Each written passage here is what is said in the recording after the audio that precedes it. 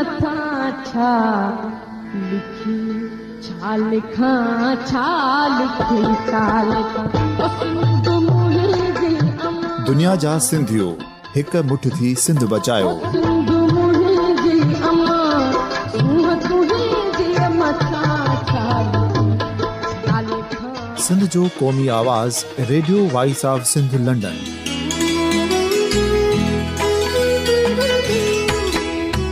Radio voice of Sindh London पंहिंजी नशरियात में सिंध जी सियासत, समाज, इक़्तिसादियात, तारीख़, क़ौमी उमंगुनि ऐं अख़लाक़ियात मुतलिक़ सिंध जी हक़ीक़ी तर्जुमानी कंदे प्रोग्रामनि खे असराइतो बणाइण लाइ सिंध जे घण घुरनि ऐं धरतीअ सां प्यार कंदड़ अदीबनि, दानिशवरनि, सहाफ़ियुनि, उस्तादनि, वकीलनि ऐं हर तबिके जे मानवारनि सजणनि खे सिंध में शऊरी इनक़लाब लाइ सहकार जो सॾु ॾियूं था। अचो त गॾिजी सूफ़ियुनि ऐं संतनि वारी सिंध जो ओज हिक मुठ थी वरी वापसि आणण वारे सफ़र जा साथारी बणिजऊं।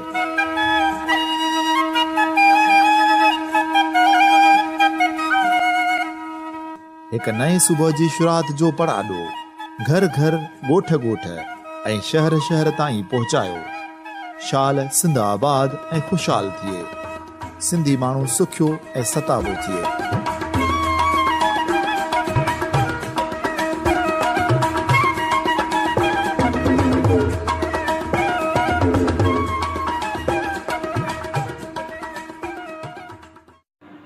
सामीन, radio voice of Sindh London तां आऊं आहियां अवां जो मेज़बान जाफ़र मेमण।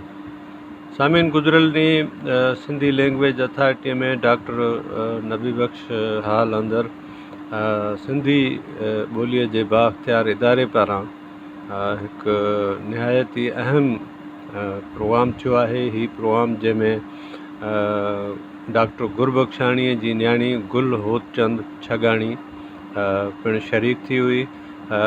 सभ खां पहिरीं उनखे आजियाणो ॾिनो वियो ऐं आजियाणे खां पोइ डॉक्टर गुरबख्शाणीअ जी जेका तहक़ीक़ थियल हुई, जंहिं ते हुन PhD कई हुई, उन हवाले सां जेको तहक़ीक़ जो कमु हो उन ते लैंग्वेज अथॉरिटी जे तरफ़ां किताबु छपायो वियो हो। उन जी महूरत पिणु थी आहे। हिन मौक़े ते सिंध जा तमामु घणा अदीब, दानिशवर ऐं ॿोली जे हवाले सां, ॿोलीअ जे मुख़्तलिफ़ सन्फ़नि जे हवाले सां लिखंदड़ तमामु घणा माण्हू, शख़्सियतूं मौजूदु हुयूं। डॉक्टर अब्दुल गफ़ूर मेमण हिन प्रोग्राम जो आजियाणो ॾिनो। हिन खां पहिरीं हिन सॼे प्रोग्राम खे हलाईंदड़ नसीर मिर्ज़ा हो ऐं हिन प्रोग्राम में जिन शिरकत कई ऐं ॻाल्हायो आहे उन्हनि में मदद अली सिंधी, डॉक्टर तामीना मुफ्ती, ताज जोयो ऐं ॿिया काफ़ी अॻुवान आहिनि। हीउ हिकु मुख़्तसिर असां प्रोग्राम ठाहियो आहे ऐं कोशिशि कई आहे त सभिनी मुक़ररनि जा ख़्याल अवां जी समातुनि ताईं पहुचायूं। अचो त सामीन, हीअ जेका रिपोर्ट आहे, रेडियो रिपोर्ट, अवां जी समातुनि ताईं रखो। मौजूद हाज़रीन, ख़वातीन हज़रात, स्टेज ते वेठल शख़्सियतुनि जो हिकु दफ़ो ॿीहर अवां सां तारुफ़ कराईंदुसि। मोहतरमा गुल होतचंद छुगाणी साहिबा, असांजे डॉक्टर होतचंद मूलचंद गुरबख्शाणी साहब जिन जी न्याणी मारूफ़ शख़्सियत सिंध में हुनजी आजियां निहायत अदब ऐं एहतराम सां थी रही आहे। असांजे सिंधी लैंग्वेज अथॉरिटीअ जा मोहतरम साईं डॉक्टर अब्दुल गफ़ूर मेमण साहब जिन गॾोगॾु एज़ाज़ी महिमान तौरु सलीम मेमण साहब असां सां गॾु आहिनि। मोहतरमा शबनम गुल असांजी सेक्रेटरी, गॾोगॾु डॉक्टर तमीना मुफ्ती, मोहतरम ताज जोयो, मोहतरम साईं गुल मोहम्मद उमरानी साहब ऐं मोहतरम मदद अली सिंधी साहब। असीं इन्हनि खे दिलि जी गहराइनि सां ख़ुशि आमदी चऊं था। सारी राति सुभान जागी जिन यादि कयो, उनजी अब्दुल लतीफ़ चवे मिठी लदो मान, कोड़े कन सलाम अचियो आसण उनजे। ॿिया मिड़ई मल समय जे सुहाग जी कंहिं न पई कल, मिटी न मुरसल असलो ये एतिरी।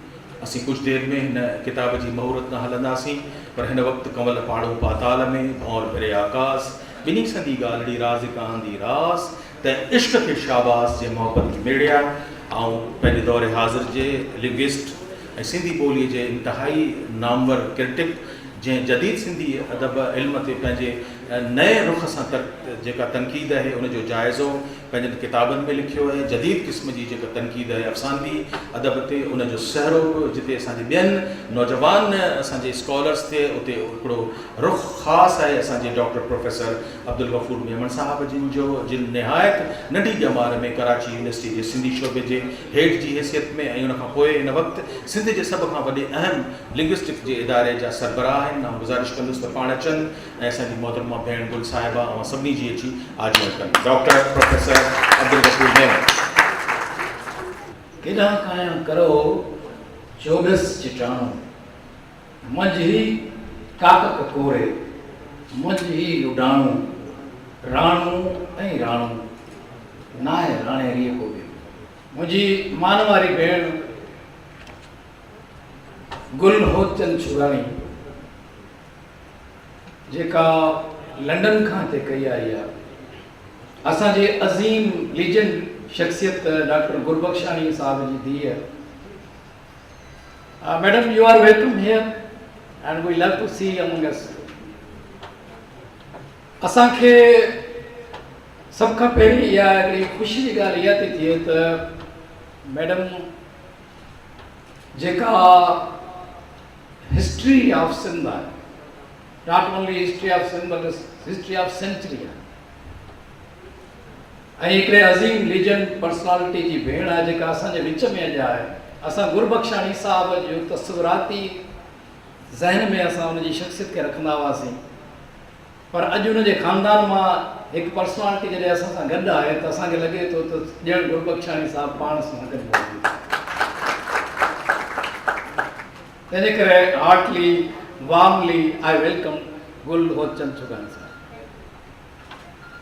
उन सां गॾु मुंहिंजो मान वारो उस्ताद प्रोफेसर मोहम्मद सलीम मेमन साहब, जनाब मदद अली सिंधी साहब, जनाब ताज जोयो साहब, मोहतरम गुल मोहम्मद और उमरानी साहब, डॉक्टर तहमीना मुफ्ती साहिबा, अदी शबनम गुल साहिबा, मुंहिंजा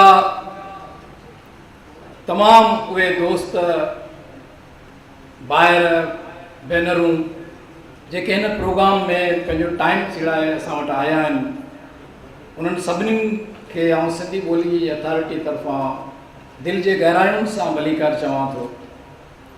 ऐं डॉक्टर गुलबख्शाणीअ जे किताब जी जेका महरत असां करे रहिया आहियूं हिन मौक़े ते ऐं थोरो रुगो हुन ते ॻाल्हाईंदुसि त 1995 जो दौरु आहे जॾहिं मूं रजिस्ट्रेशन कराई हुई कराची यूनिवर्सिटी में PhD जे लाइ। उन वक़्तु डॉक्टर गुलबख्शाणी जी थीसिस छपियल जेका पूना मां 1983 में छपी हुई, उनजी धीअ कृपलाणी शायदि छपराई हुई, उनजी फोटो कापी मूंखे हथ आई हुई किथां। ऐं मूं पहिरियों दफ़ो जॾहिं उन थीसिस खे जॾहिं पढ़ियो हो त मूंखे तसव्वुफ़ पहिरियों दफ़ो सम्झ में आयो त तसव्वुफ़ छा थींदो आहे, ऐं रिसर्च जो जेको तरीक़ोकार ऐं मेथड हो उहो बि मूंखे पहिरियों दफ़ो अपडेट थियोसि त रिसर्च सही माना में कीअं थींदी आहे। ऐं गुलबख्शाणी साहब जी उन थीसिस पढ़ण खां पोइ आउं एतिरो मुतासिर थियोसि इन थीसिस खां जो उहा थीसिस आउं खणी वियो हुउसि डॉक्टर फहमीदा हुसैन वटि त मैडम हिन खे ट्रांसलेट करायो ऐं हिन खे छपरायो हिते, छो त हीअ ॾाढी काराइती शइ आहे।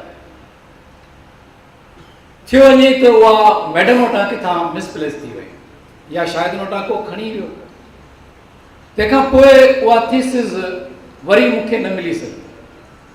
मूं ॾाढी कोशिशि कई, सिंधी अदबी बोर्ड में जॾहिं इनाम शेख साहब सेक्रेटरी थियो त मूं उनखे बि ख़त लिखियो हो त तव्हां महिरबानी करे गुलबख्शानी साहब जी थीसिस किथां हथु करियो ऐं छपरायो, पर उनखे बि शायदि न मिली सघी। तक़रीबन 95 खां पोइ 2017 जी ॻाल्हि आहे, जॾहिं आउं सिंधी लैंग्वेज अथॉरिटी में हुउसि, आयुसि त मुंहिंजे ज़हन में इहा ॻाल्हि होरो करे रही हुई त यार इहा थीसिस किथां मिले त घटि में घटि हिकिड़ो को सुठो कमु आउं करे वञा जो हुनजी थीसिस खे आउं छपराए वञा। ऐं ईअं दोस्तनि सां ॻाल्हियूं कंदे कंदे हिकिड़ो ॾींहुं मुख़्तियार मला साम्हूं ॻाल्हि इहा कई त यार इहा थीसिस जेकॾहिं मूंखे मिली वञे त आउं इहा छपायां। हुन चयो त यार इहा त मूं वटि पई आहे फोटो कॉपी मैडम खां त मूं वटि हुई। मूं चयोमांसि यार देरि न कर, बसि अॼु जो अॼु इहा थीसिस मूंखे मोकिले ॾे। ऐं हुन साहिबु इहा थीसिस मूंखे मोकिले ॾिनी ऐं जल्दी जल्दी कंपोज़ कराए ऐं उनखे असां शाया करायो ऐं असां इहो एज़ाज़ असां इहो हासिलु कयो त पाकिस्तान में पहिरीं इहा डॉक्टर गुलबख्शाणी जी थीसिस सिंधी लैंग्वेज अथॉरिटी जी तरफ़ां छपी पकड़ी।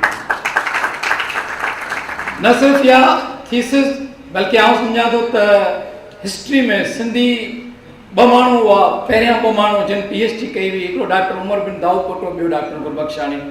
डॉक्टर गुलबख्शाणी उमर बिन दाऊद कोटे जा उस्ताद बि हुआ ऐं इहे पहिरियां 2 सिंधी हुआ जिन PhD कई हुई ऐं उहा PhD डॉक्टर गुलबख्शाणी जी जेका इंतिहाई अहमियत वारी हुई ऐं मूं उनखे छपराईंदे पंहिंजो पाण खे ॾाढो सराही मूं महसूसु कई ऐं आउं जेको आहे सम्झां थो त इहा सिंधी लैंग्वेज अथॉरिटी जी बि हिकिड़ी प्राउडनेस आहे, उन इहा थीसिस छपराई आहे।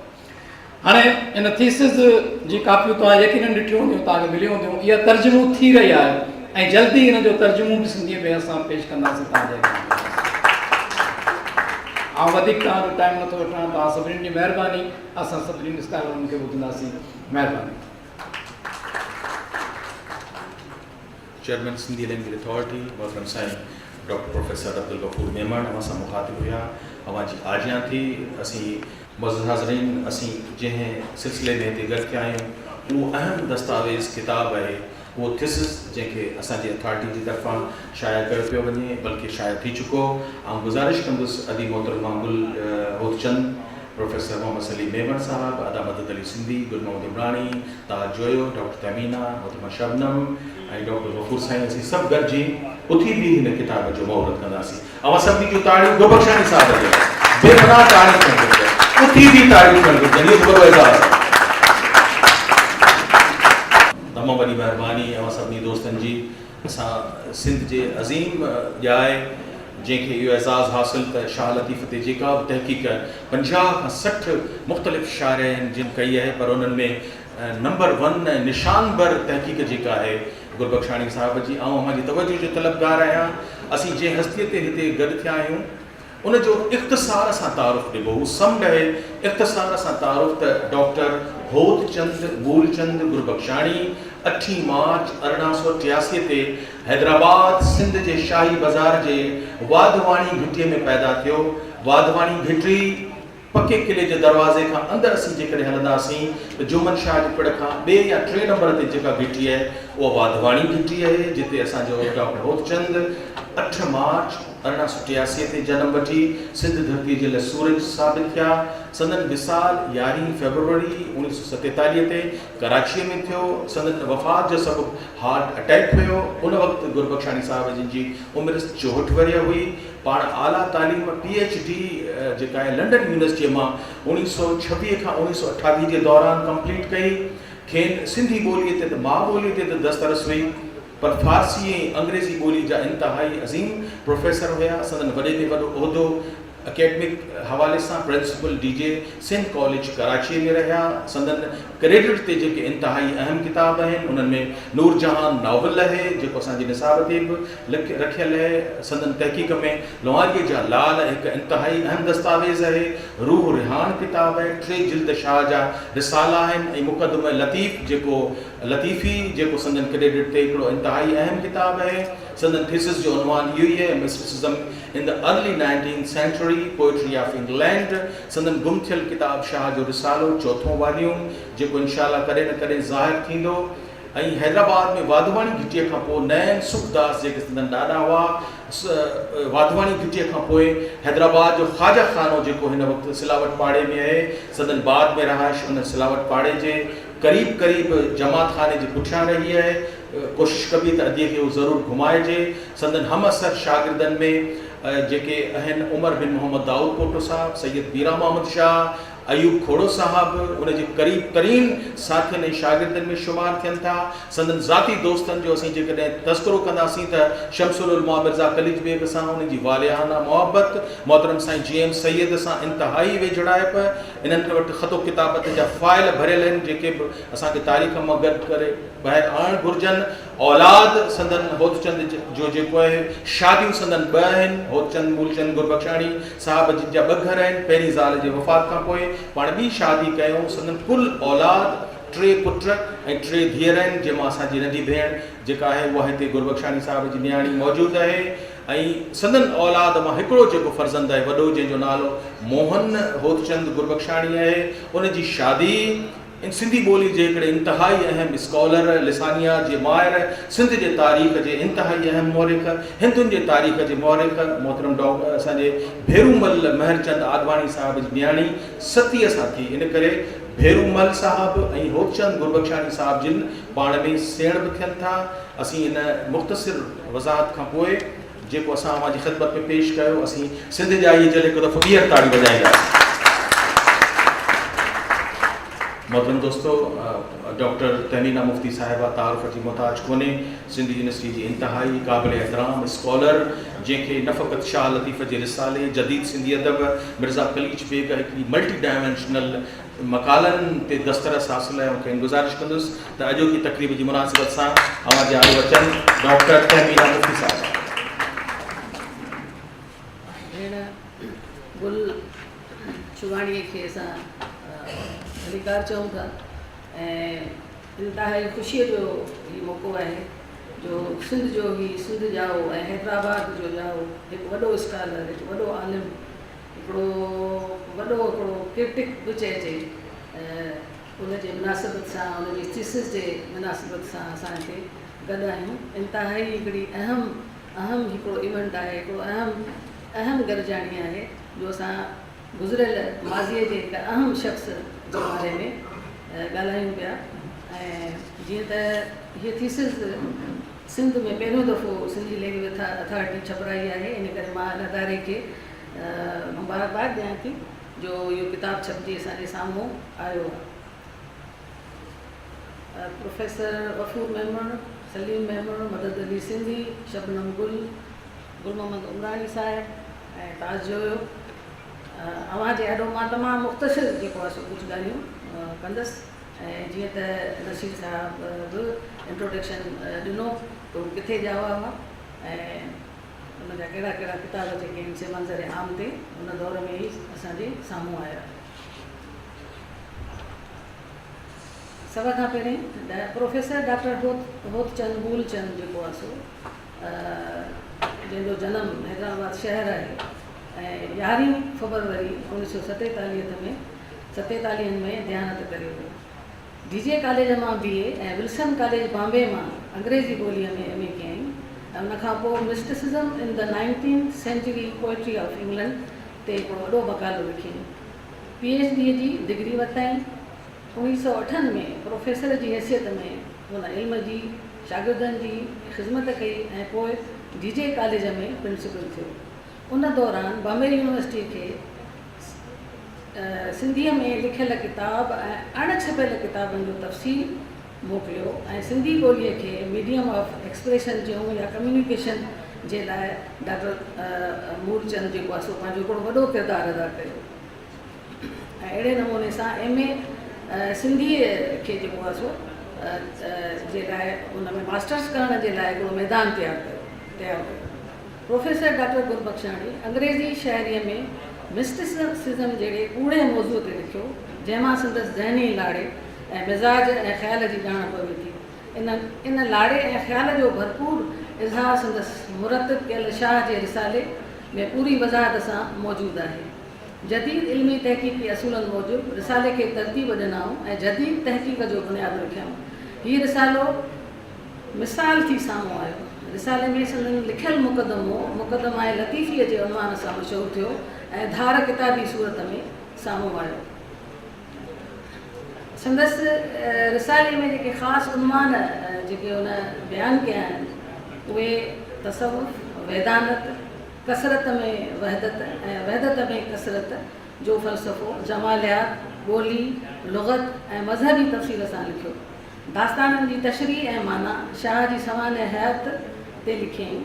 इंसानी ऐं इल्मी मुजारनि खे जेको आहे सो वहमनि ऐं विसवसनि खां धार करे जेको आहे सो उन ते बहस कयो अथसि। इंसान जी मज़हबी आज़ादीअ ते चिटो ऐं वाज़े मौक़िफ़ रखियईं जेको हर शाह वारे जो हक़ु आहे।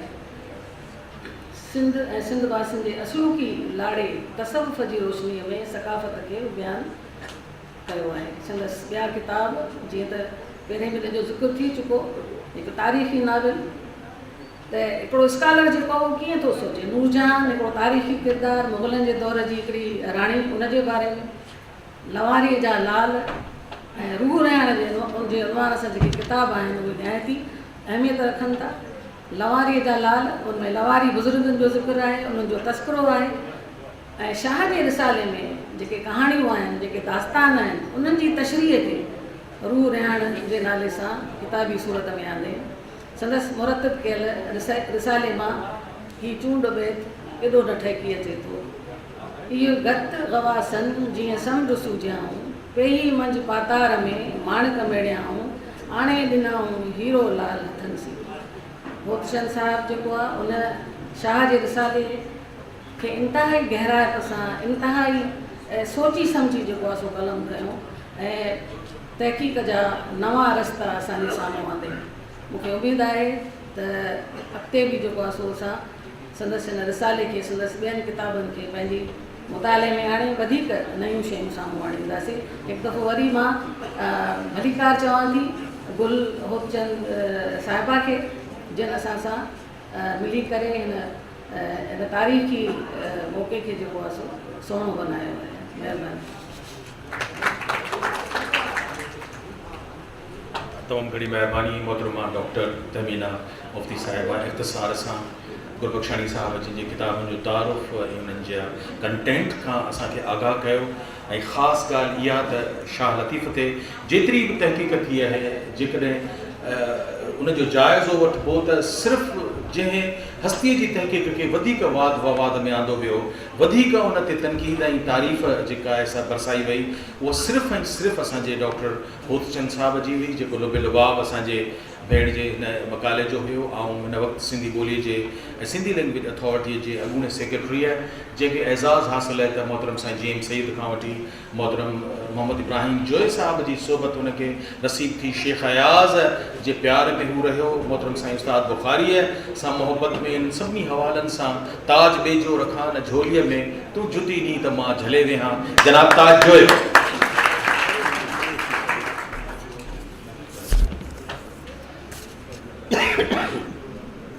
अज़ीम इंसान डॉक्टर होतचंद मूलचंद गुरबख्शाणीअ जी न्याणी गुल होतचंद, साईं प्रोफेसर सलीम मेमण, मदद अली सिंधी, डॉक्टर गफ़ूर मेमण, डॉक्टर तमीना मुफ्ती, शबनम गुल ऐं साम्हूं वेठल भेनरूं ऐं भाइरूं।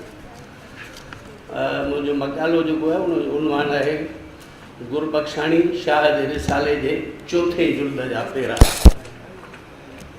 सिंधी क़ौम, ॿोलीअ ऐं अदब जे तमामु वॾे मुहसिन ऐं आलिम डॉक्टर होतचंद मूलचंद गुरबख्शाणीअ जे विछड़े अॼु 71 साल 5 महीना ऐं 12 ॾींहं थिया आहिनि। डॉक्टर गुरबख्शाणी 11 फरवरी 47 ते साईं जीएन साहिब जे हैदर मंज़िल कराचीअ वारे घर ऐं पटेल पार्क यानी मौजूदा नेशनल पार्क जे वेझो सचल रोड वारे पंहिंजे बंगले मां निकिरी बंदर रोड ते ट्राम जे इंतज़ार में बीठे दिलि बीही वञण सबबु लाॾणो कयो। सिंध जे हिन बेबाह आलिम खे बंदर रोड ते अधु कलाक ताईं कंहिं बि न सुञातो। बैद में कंहिं शख़्स सुञाणे संदसि मड़ भर में वाक़िअ संदसि घर ताईं पहुचायो। दिलि जे दौरे वारी ॻाल्हि त अक्सर लिखंदड़नि लिखी आहे, पर बंदर रोड ते अधु कलाक ताईं बेयारो मददगार वारी दर्दनाक कथा मूं भाउ मदद अली सिंधीअ जी तहरीर में पढ़ी आहे। डॉक्टर गुरबख्शाणी बाबति मुंहिंजी सांभर ऐं ॼाण मूजिबि अॼु संदसि जनम भूमि मातृवतन सिंध में ही ॿियो प्रोग्राम थी रहियो आहे। पहिरियों प्रोग्राम संदसि 35 वर्षीअ जे मुनासिबत सां हैदराबाद प्रेस क्लब में साईं मोहम्मद इब्राहिम जो जी सदारत में 11 फरवरी 82 में मोहतरम मदद अली सिंधीअ सिंध हिस्टोरिकल सोसाइटी जे बैनर हेठि करायो। इहा बि हिकु अजीब निस्बत हुई त विरहाङे खां अॻु सिंध हिस्टोरिकल सोसाइटीअ जो पायो विझंदड़ उनजो पहिरियों सदर डॉक्टर गुरबख्शाणी हो ऐं उन जी 25 वर्षी सिंध हिस्टोरिकल सोसाइटीअ मल्हाई। उन्हीअ साॻे साल सरकारी सरपरस्ती हेठि भारत जे शहर दिल्लीअ जे देश बंधु कॉलेज में 22, 23 ऐं 24 सेप्टेम्बर 82 ते स्वर्गवासी डॉक्टर गुरबख्शाणीअ जी जनम शताब्दी जीअं birth centenary symposium doctor Murlidhar Jetley ji convenership हेठि मल्हाई वई ऐं साणुसि बामेली डॉक्टर मोतीलाल जोतवाणी मरहूम हो ऐं पोइ ॿिन्ही साहिबनि उन टिरोज़ा सेमिनार में पढ़ियल मकाला 1983 में सेंट्रल हिंदी डायरेक्टोरेट वज़ारत तइलीम ऐं कल्चर गवर्नमेंट ऑफ इंडिया जे माली सहकार सां किताबी सूरत में छपाए पधरा कया ऐं साॻे साल इंडियन इंस्टीट्यूट ऑफ सिंधोलॉजीअ पारां गुरबख्शाणी साहिब ते रचना रिसाले जो नंबर लक्ष्मी खिलाणीअ जे इदारत में पिणु छपियो हो ऐं इहो साॻियो मवाद जेको आहे असांजे दोस्त सिंधी साहिबगर हैदराबाद जे नासन आईअ 2005 में ॿियो मवाद बि हथु करे हिकु जामे सूरत में किंजर जो नंबर कढियो जेको डॉक्टर साहिबा खे तव्हां सभु ॼाणो था त डॉक्टर होपचंद गुरबख्शाणी ज़िंदगीअ में ॿियो को बि कमु न करे आहे। तब शाह लतीफ़ जे रिसाले जी लासानी तहक़ीक़ मुक़दमे माना ऐं शरह सां चइनि जुल्दनि में लिखण वारो कारनामो खे सिंध ऐं दुनिया जी अदबी तारीख़ ऐं तसवुफ़ जे जहान में हमेशह ज़िंदा रखे आहे। ऐं डॉक्टर साहिब जे हिन अज़ीमुशान तहक़ीक़ बाबति पंहिंजे पारां कुझु लिखण बदिरां सिंध जे कुझु स्कॉलरनि ऐं आलमनि जा मुख़्तसिर राया ॾेई चोथे जुल्द बाबति कुझु हक़ीक़तूं दस्तावेज़ी सबूतनि तौरु पेश कंदुसि। मिर्ज़ा कलीद बेग गुरबख्शाणी जे रिसाले जो क़दुरु हिन रीति कयो आहे।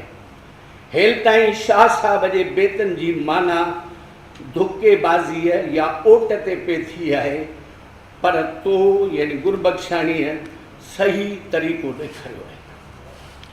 साईं जीएम सेठ लिखे थो त हिन जे ज़िंदगीअ जो मुख्य कमु जंहिं हिन खे लासानी शोहरत बख़्शी सो शाह अब्दुल लतीफ़ भिटाई जे रिसाले खे मुक़दमे माना ऐं शरह सां चइनि जुल्दनि में लिखणु आहे जिन मां 3 जुल्द पाण पंहिंजे हथनि सां छपाए पधरा करे सघियो। शाह साहिब ते घणनि लिखियो आहे पर उन्हनि मां डॉक्टर गुरबख्शाणीअ जो को बि मुक़ाबिलो नथो करे सघे। हिन जी शरह खे प्रोफेसर निकिल्सन जी मसनवीअ जी शरह, मिस्टर ब्राउन जी ईरानी शहर जी तारीख़ ऐं हकीम सनाईअ जे हदियतुल हक़ीक़त जी शरह मेजर स्टीफनसन सां मुशाबियत ॾेई सघिजे थी। उन शरह लिखण वक़्तु हिन शाह साहिब जे रिसाले में आयल धारनि बेतनि सुरनि जी छंछाण करे कलाम जी सही मतन ॾियण जी कोशिशि कई आहे। अफ़सोस संदसि रिसाले जो चोथों जुल्द छपिजी न सघियो ऐं अदम पैदा आहे। संदसि मुक़दमो शाह जे कलाम ऐं मसइले तसवुफ़ जी मालूमात जो कूज़े में दरिया बंदि थियल आहे। पीर हुसामुद्दीन राजपीअ लिखियो त डॉक्टर गुरबख्शाणी ख़ुदा बख़्शिश पहिरियों सिंधी आहे जंहिं अंग्रेज़ी वज़क़त ते असांखे किताब एडिट करण जो नमूनो ॾेखारियो ऐं राज़ सम्झायो। नामवर जज ऐं अदीब दयाराम गिदूमल बम्बईअ मां डॉक्टर गुरबख्शाणी खे ख़त लिखी शाह जो रिसालो घुरायो ऐं उन में हिकिड़ो कबीर जो दोहो लिखियईं। हाणे जंहिंजो मतिलबु आहे त कबीर तूं दुनिया में अहिड़ो कमु करे वञ जंहिं करे तुंहिंजो नालो हमेशह लाइ क़ाइमु रहे ऐं पोइ अंग्रेज़ी में लिखियईंसि त तो अहिड़ो कमु कयो आहे। प्रोफेसर लाल सिंह अजवाणीअ गुरबख्शाणीअ जे शाह रिसाले बाबति किलात्मिक जुमिलो लिखियो आहे त गुरबख्शाणी शाह जो Risalo was the greatest event that has been happened in the century of Sindhi prose. मौलाना दीन मोहम्मद वफ़ाई लिखियो आहे त सूफ़ियाना ख़्यालात जो माण्हू, वेदांत, फिलासफ़ी ऐं इस्लामी तसवुफ़ जो वाक़ुफ़ु हो। हिन वरनि जा वर रातियूं जाॻी शाह जे रिसाले ते पोरियो कयो ऐं संदसि इरादो हो त रिसाले जो हिकु सही नुस्ख़ो माना समेत पधिरो कयो वञे। रिसाले में जेतिरा बि ॾुखिया लफ़्ज़ कम आयल आहिनि तिन जो असुल इश्तिक़ाक़ बुण बुनियाद वञी ॻोल्हे लहिजे। आख़िर हू साहब उन कम में कामयाबु थियो। खणी जो छपाईअ ते एॾो ख़र्च कयईं जो अॻु उन रंग ढंग जो सिंध में कॾहिं बि को सिंधी ज़बान जो किताब न छपियो हो। अफ़ज़ोस जो चोथों भाङो आख़िरी वक़्त ते पधिरो करे न सघियो, जो कुझु दिलि शिकस्तो बि थी पियो ऐं कुझु ॿिया असबाब पेशस। डॉक्टर गुरबख्शाणी जे रिसाले खां पोइ अञा ताईं निज शाह जे कलाम जो जामे रिसालो सिंध में पधिरो न थियो आहे। डॉक्टर गुरबख्शाणीअ जे हिन महरकतुल आरा तहक़ीक़ ते प्रोफेसर जेठमल परसराम, उस्मान अली अंसारी, डॉक्टर इब्राहिम खलील ऐं ॿियनि छिती तनक़ीद कई त हिन सिंधी ॿोलीअ शाह जे बेतनि जो खून कयो आहे, या डॉक्टर साहब जी हीअ तहक़ीक़ डॉक्टर दाऊद पोटे जी आहे, वग़ैरह वग़ैरह। उन समूरी तनक़ीद जा भेरूमल महरचंद आडवाणीअ, मोहम्मद उर्स समू, मोहम्मद उर्स इब्ने यार मोहम्मद समू ऐं डॉक्टर अब्दुल जब्बार जूणे जे डॉक्टर ताराचंद गुरबख्शाणी ऐं ॿियनि तफ़सीली ऐं मुदलिल जवाब ॾिना आहिनि, जिन जो हिते ज़िक्र नथो करियां, जिन खां पोइ मथी तनक़ीद बिल्कुलु असर विञाए वेठी। उन खां सिंध जो हर बशूर माण्हू वाक़ुफ़ु आहे। डॉक्टर गुरबख्शाणी वॾे पाए जो आलिम, नक़ाद, मुहक़िक़, पारखू हो। शाह जे रिसाले ते हिन जी तहक़ीक़ जदीद साइंसी ऐं यूरोपियन तनक़ीद जे मयार जी हुई। हिन तहक़ीक़ी कम लाइ इदारा घुरिजनि, पर गुरबख्शाणी इंसान शनास शख़्स हो। हिन पंहिंजे कम लाइ पंहिंजनि ॿिनि ज़हीन शागिर्दनि डॉक्टर उमर बिन दाऊद पोटे ऐं ग़ुलाम दस्तगीर पांधियाणीअ जो सहकार हासिलु कयो ऐं उन जो एतिराफ़ कुशादा दिलीअ सां टिनी जुल्दनि जे मुंड में हिन रीति करे थो। ऐं पंहिंजे अॻूणे शागिर्द ऐं हाणे हमकार प्रोफेसर मिस्टर उमरदीन दाऊद पोटे MA जो तहदिल शुक्रगुज़ार आहियां, जे हिन जुल्द पहिरें जे नुस्खे तयारु करणु, शरह लिखणु, छापे जी दुरुस्तिन करणु वग़ैरह में मूंसां दिलि जान सां शिराकत कई। हिन साहब जे करे अहिड़ो उत्साह न ॾेखारे आहे त शायदि ही कमु हिन मंज़िल ते अहिड़ो जल्द न रसे आहे। ॿिए जुल्द में लिखे मिस्टर उमरदीन दाऊद पोटे हिन जुल्द जे तयारु करणु साॻी अॻे जहिड़ी मदद कई आहे, तंहिं लाइ आउं संदसि शुक्रगुज़ार आहियां। ऐं टे जुल्द में लिखे ऐं पंहिंजे प्यारे दोस्त, हाणे शागिर्द मां हमकार खां वधीक दोस्त थी वियो, ऐं पंहिंजे प्यारे दोस्त डॉक्टर उमरदीन मोहम्मद ख़ान दाऊद पोटे जो तहदिल शुक्रगुज़ार आहियां, जंहिं नुस्ख़नि भेटणु ऐं किन सुरनि जी शरह लिखण में मुंहिंजी ख़ातिर खां मदद कई आहे। पंहिंजे अॻूणे सआदतमंद शागिर्द मिस्टर ग़ुलाम दस्तगीर पांधियाणीअ जी बि शुक्र अदाई थो करियां, जंहिं हिन जुल्द जे मुसवदे तयारु करण में सख़्तु जफ़ाकशी कई आहे। डॉक्टर दाऊद पोटे खे पंहिंजे मुशफ़िक़ उस्ताद डॉक्टर गुरबख्शाणी सां प्यार, अक़ीदत ऐं एतिराम हो। उन लाइ आउं ॿिया खे हवाला ॾियण बदिरां दाऊद पोटे साहिबु वफ़ात 22 नवंबर 58 खां अॻु मौलवी अब्दुल वाहिद सिंधीअ जे ताहूत ते 57 में लिखियल पंहिंजे मुख़्तसिर आत्म कहाणी मां कुझु हवाला ॾियां थो। डॉक्टर दाऊद पोटे पंहिंजे कॉलेज जी तालीम जो ज़िक्र कंदे चए थो त फ़ारसीअ जो प्रोफेसर उन वक़्तु आन जहानी डॉक्टर होचंद गुरबख्शाणी हो, सो संदसि नातो हिन ज़ईफ़ सां घणो ई घाटो रहियो आहे, जो अॻिते हली निर्वार कबो संदसि पिदराना शफ़क़त या उमिरि न विसरंदी।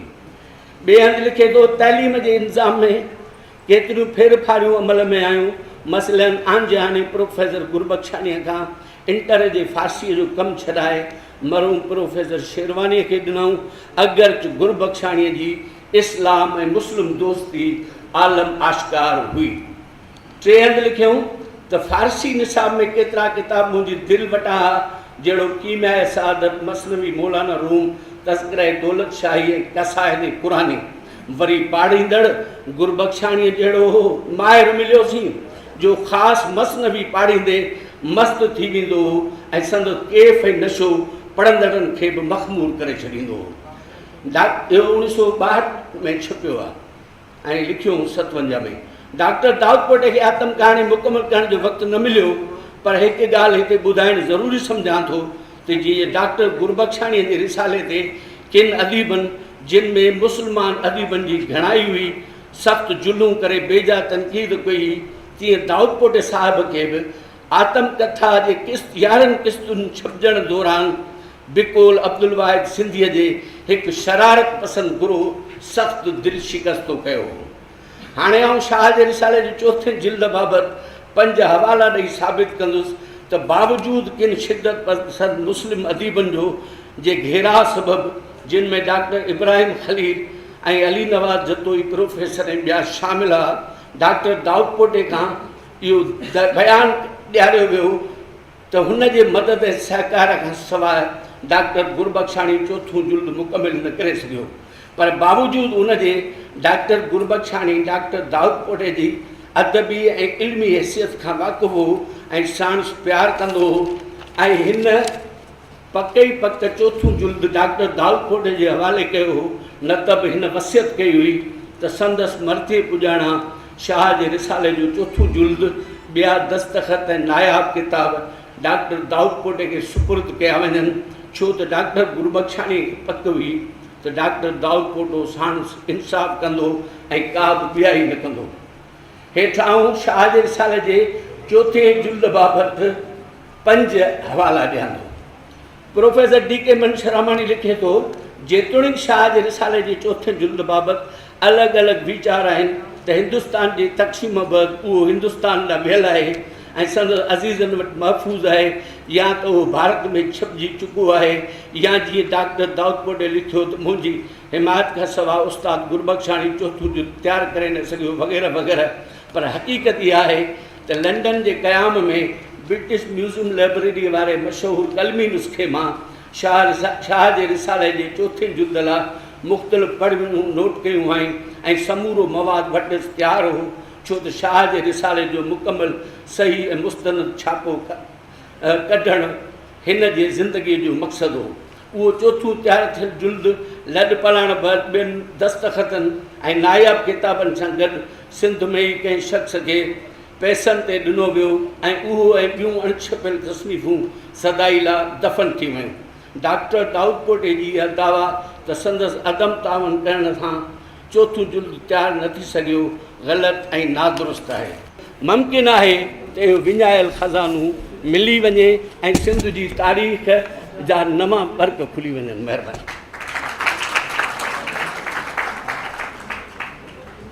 प्यारा दोस्तो, हीअ असांजो ताज जोयो हो जंहिंजी अंग्रेज़ी ऐं वुड बी शुड बि थोरी कमज़ोर लॻी, त इन करे कोशिशि कंदासीं त हाणे जेको मुक़ररु तव्हांजे साम्हूं अचे उनजी घटि में घटि would be should be last ever last. असीं तवजो जा तलबगार आहियूं मोहतरम साईं अब्दुल गफूर मेमन साहब जिन जा। ताज जे मकाले में हिकिड़ो इंतिहाई अहम नुक़्तो इहो हो त असांजे गुरबख्शाणी साहब जो जेको किताबनि जी लाइब्रेरी आहे जेका उहा शिफ्ट थियल आहे टंडो मोहम्मद ख़ान जे मीर ग़ुलाम अली टालपुर साहब जे लाइ। तव्हां ख़बर आहे त सिंध जी सियासत में मीर ग़ुलाम अली टालपुर साहब जो इंतिहाई अहम नालो आहे। असांजी ख़ुशनसीबी आहे त मीर ग़ुलाम अली टालपुर जो जेको फर्ज़ंद आहे उनजो नालो आहे मीर मुश्ताक टालपुर। असांजी इहा ख़ुशनसीबी आहे त अली मोहम्मद चन्ना साहब जहिड़ी हस्ती जेके पाकिस्तान इंफॉर्मेशन डिपार्टमेंट जे आला उहिदे ते फ़ाइज़ रहिया, ही उन जा ज़ाती दोस्त आहिनि। ऐं असीं गफूर साहब जिन खे गुज़ारिश कयूं था अवां जी हिमायत खपे त गुरबख्शाणी साहब जो जेको कुतुबखानो या जेका लाइब्रेरी आहे जेका हिकिड़े गुमनाम कॉर्नर में लापता सूरत में मौजूदु आहे, त जीअं शेख अयाज़ जा किताब सिंध एग्रीकल्चर यूनिवर्सिटी में शिफ्ट थी विया आहिनि त दोस्त ॾिसनि था। ईअं ई जेकॾहिं हिते असांजे लैंग्वेज अथॉरिटीअ में हिकिड़ो गुरबख्शाणी कॉर्नर क़ाइमु कजे त मूंखे यकीन त चन्ना साहब अली मोहम्मद जॾहिं मीर मुश्ताक टालपुर जेके पुट आहिनि मीर ग़ुलाम अली टालपुर जा, जेकॾहिं उनखे गुज़ारिश कंदा त गुरबख्शाणी साहब जा उहे किताब शिफ्ट थियनि। उहो उनजी फैमिलीअ जो फ़र्ज़ु आहे। जी जी, त उन्हनि खे जेकॾहिं गुज़ारिश कबी एजाज़ साहिब खे या अमीर मुश्ताक खे, छाकाणि त अदब दोस्त हिन वक़्तु उहो ई आहे।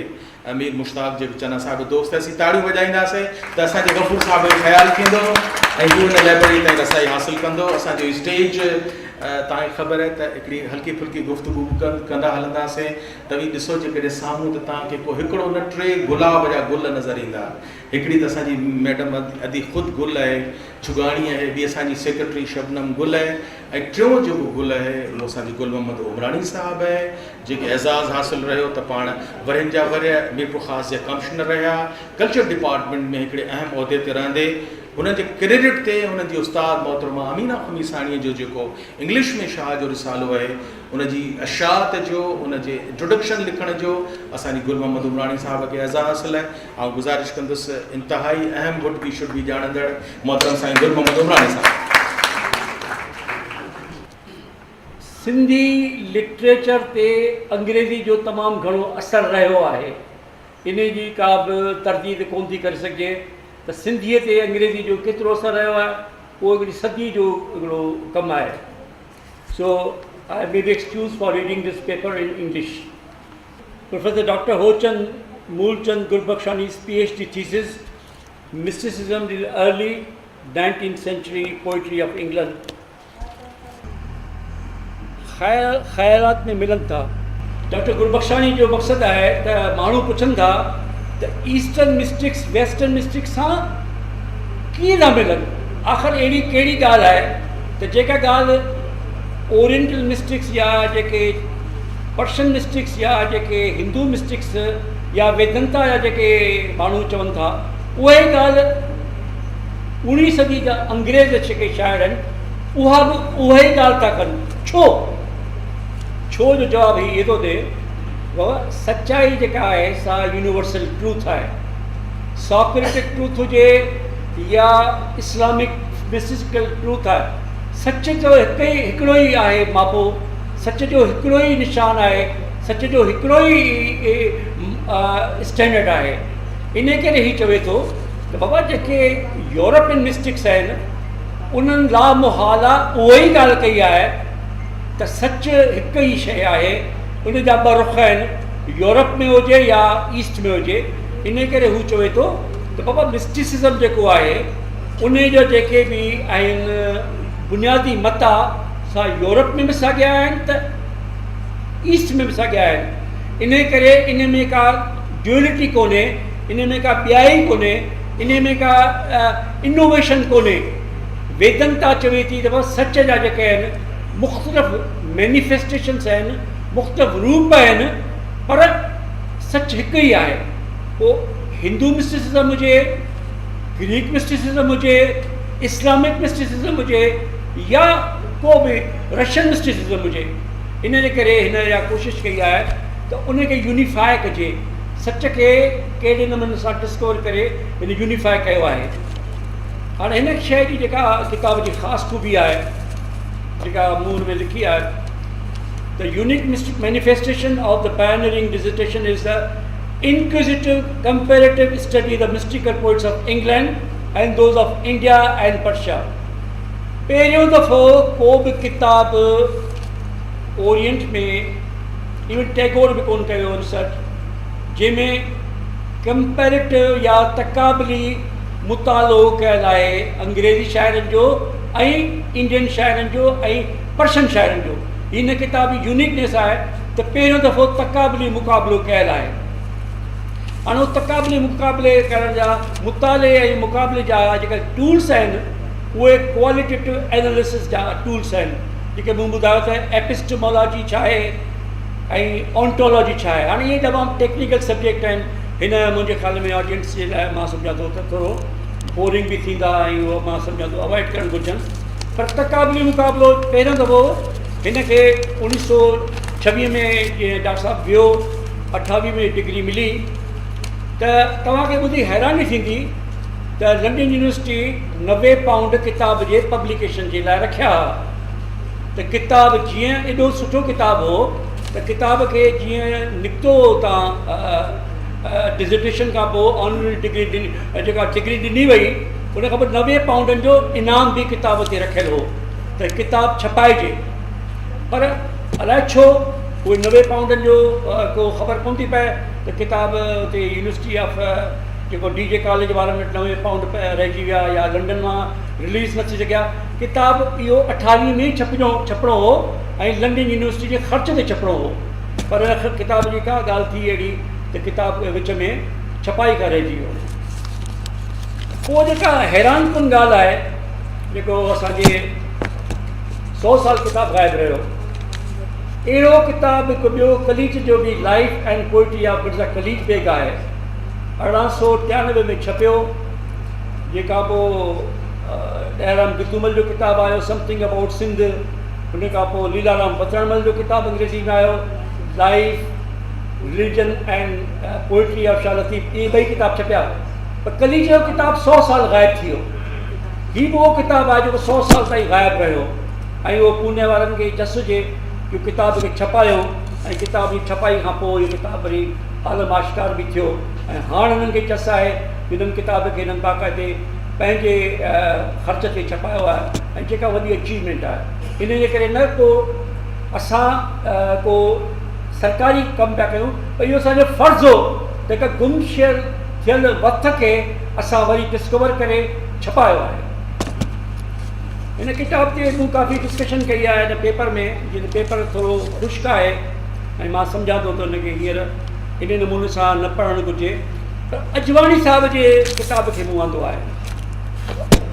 अजवाणी साहिब साहित्य अकेडमी ख़ासि तौर ते मैं साईं जे दोस्त जे पंहिंजो ताज साहिब जो बुज़ुर्ग बि आहे, दोस्त बि आहे, रिसर्च में घणो असां खां घणो आहे। अजवाणी साहिब 64 में साहित्य अकेडमी मां किताब छपाए थो, हिस्ट्री ऑफ सिंधी लिटरेचर अंग्रेज़ी में। जिन मां बुनियादी तौर ते अंग्रेज़ी शागिर्द आहियां, इन करे मुंहिंजी जेका बि रीडिंग अंग्रेज़ी में, सिंधीअ जी अदब जी बि अंग्रेज़ी में ई रही आहे। माना मुंहिंजो जेको प्रिज़म आहे या मुंहिंजी जेका ऐनक आहे सिंधी अदब ते, उहा बि अंग्रेज़ी ऐनक आहे। इन करे हीअ किताबु तमामु घणो मां हिनखे अहमियत ॾींदो रहियो आहियां। हिनखे बि तर्जुमो सिंधी में कयल आहे।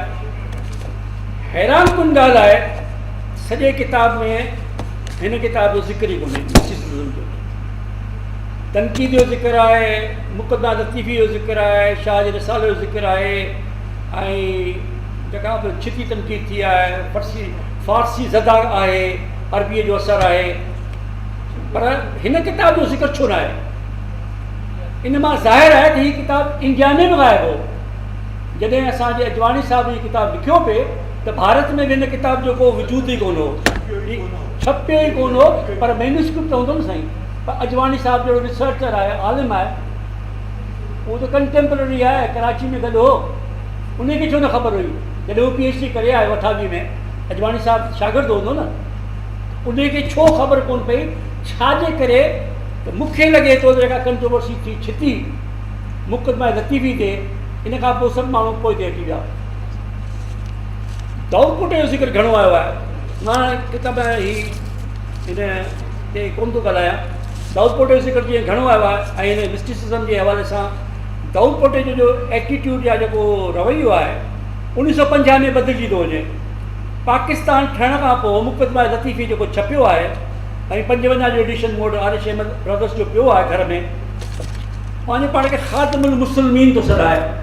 हाणे इहा जेका थी आहे न सेक्टेरियनिज़म दाऊदपुटे साहिब में, तव्हां चयो अली नवाज़ हाजिम ख़ान जतोई या तव्हां ॿिया नाला वरिता, दाऊदपुटे साहिब जी हिकिड़ी लॉबी ठही वई, इब्राहिम ख़लील वारा हेॾे ख़ातमुल मुस्लिमीन करे पेश पिया कनि। दाऊदपुटे साहिब वरी मुस्लमाननि जो बाक़ाइदे हिकिड़ो मोहम्मद बिन कासिम थी या जेको बि तव्हां चओ, तरार खणी निकिरे थो ऐं सॼे कम खे मलियामेट करे, सॼे कम खे ख़राबु करे, उनखे वरी इस्लामी हिंदू वेदंता ते तनक़ीद बि कनि था। ऐं वरी हिते इंडिया में अजवाणी साहिब छा थो चवे, लोहारी जे लाल खे का पज़ीराई नथी मिली सघे इंडिया में। हाणे इंडिया जा जेके दोस्त आहिनि उनखे लोहारी जो लाल नथो वणे, छा त पीरनि जी ॻाल्हि आहे ऐं दाऊदपुर वरी ख़ातमुल मुस्लिमीन थो थी वञे। त मक़सदु छा आहे त हिन किताब जे पोयां का वॾी सियासी मां सम्झां थो कशमकश रही आहे, जंहिं ते बि पेपर लिखणु घुरिजे। अच्छा, दाऊदपुटे साहिब जो रवैयो जेको चेंज थियो, उन जा के सबबु हूंदा। हिते त सिंध यूनिवर्सिटी जो वाइस चांसलर थियण जी हिते इहा ॻाल्हि बि हले थी त गुरबख्शाणी साहिब खे सिंधी यूनिवर्सिटी जो पहिरियों वाइस चांसलर कयो बि वियो ऐं साईं टी एम सेठ वारनि जो ख़्यालु हो त गुरबख्शाणी साहिब खे वीसी कजे सिंधी यूनिवर्सिटी जो पहिरियों। दाऊद पोटो साहिब बि शायदि इन कतार में शामिलु हो त हिते कुझु कैरियर डिप्लोमेसी बि आहे, कुझु इंटेलेक्चुअल राइवलरी बि आहे ऐं असां पूरो इंसाफ़ गुरबख्शाणी साहिब सां न करे सघिया आहियूं, जंहिंजी तलाफ़ी हिन किताब सां अॼु थी रही आहे।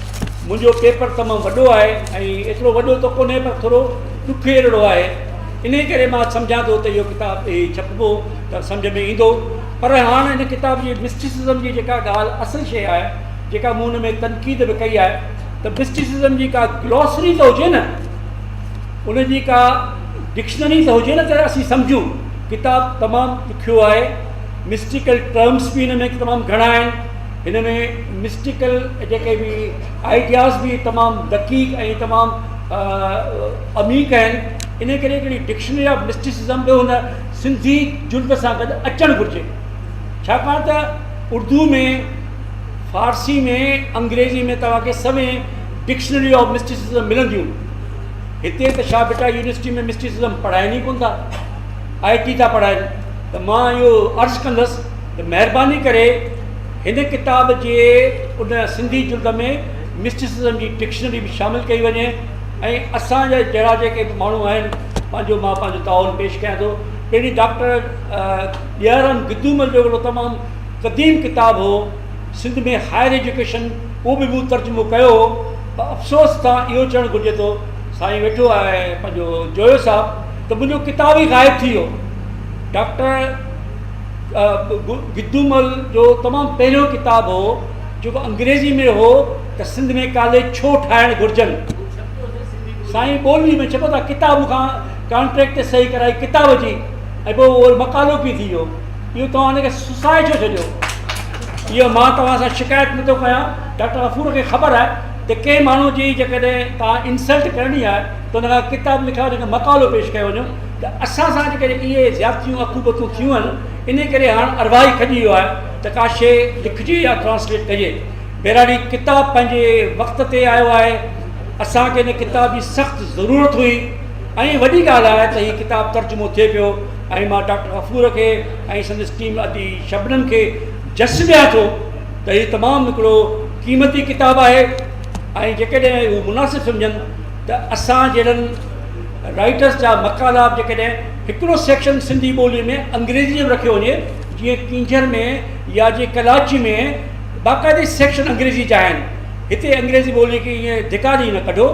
महिरबानी करे अंग्रेज़ीअ खे हिकु सिंधी ॿोली सम्झियो वञे।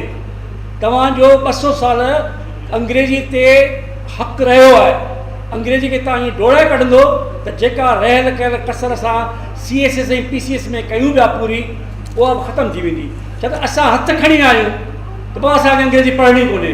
इन करे महिरबानी करे अंग्रेज़ी सेक्शन बि सिंधी लैंग्वेज अथॉरिटी में रखियो वञे, महिरबानी।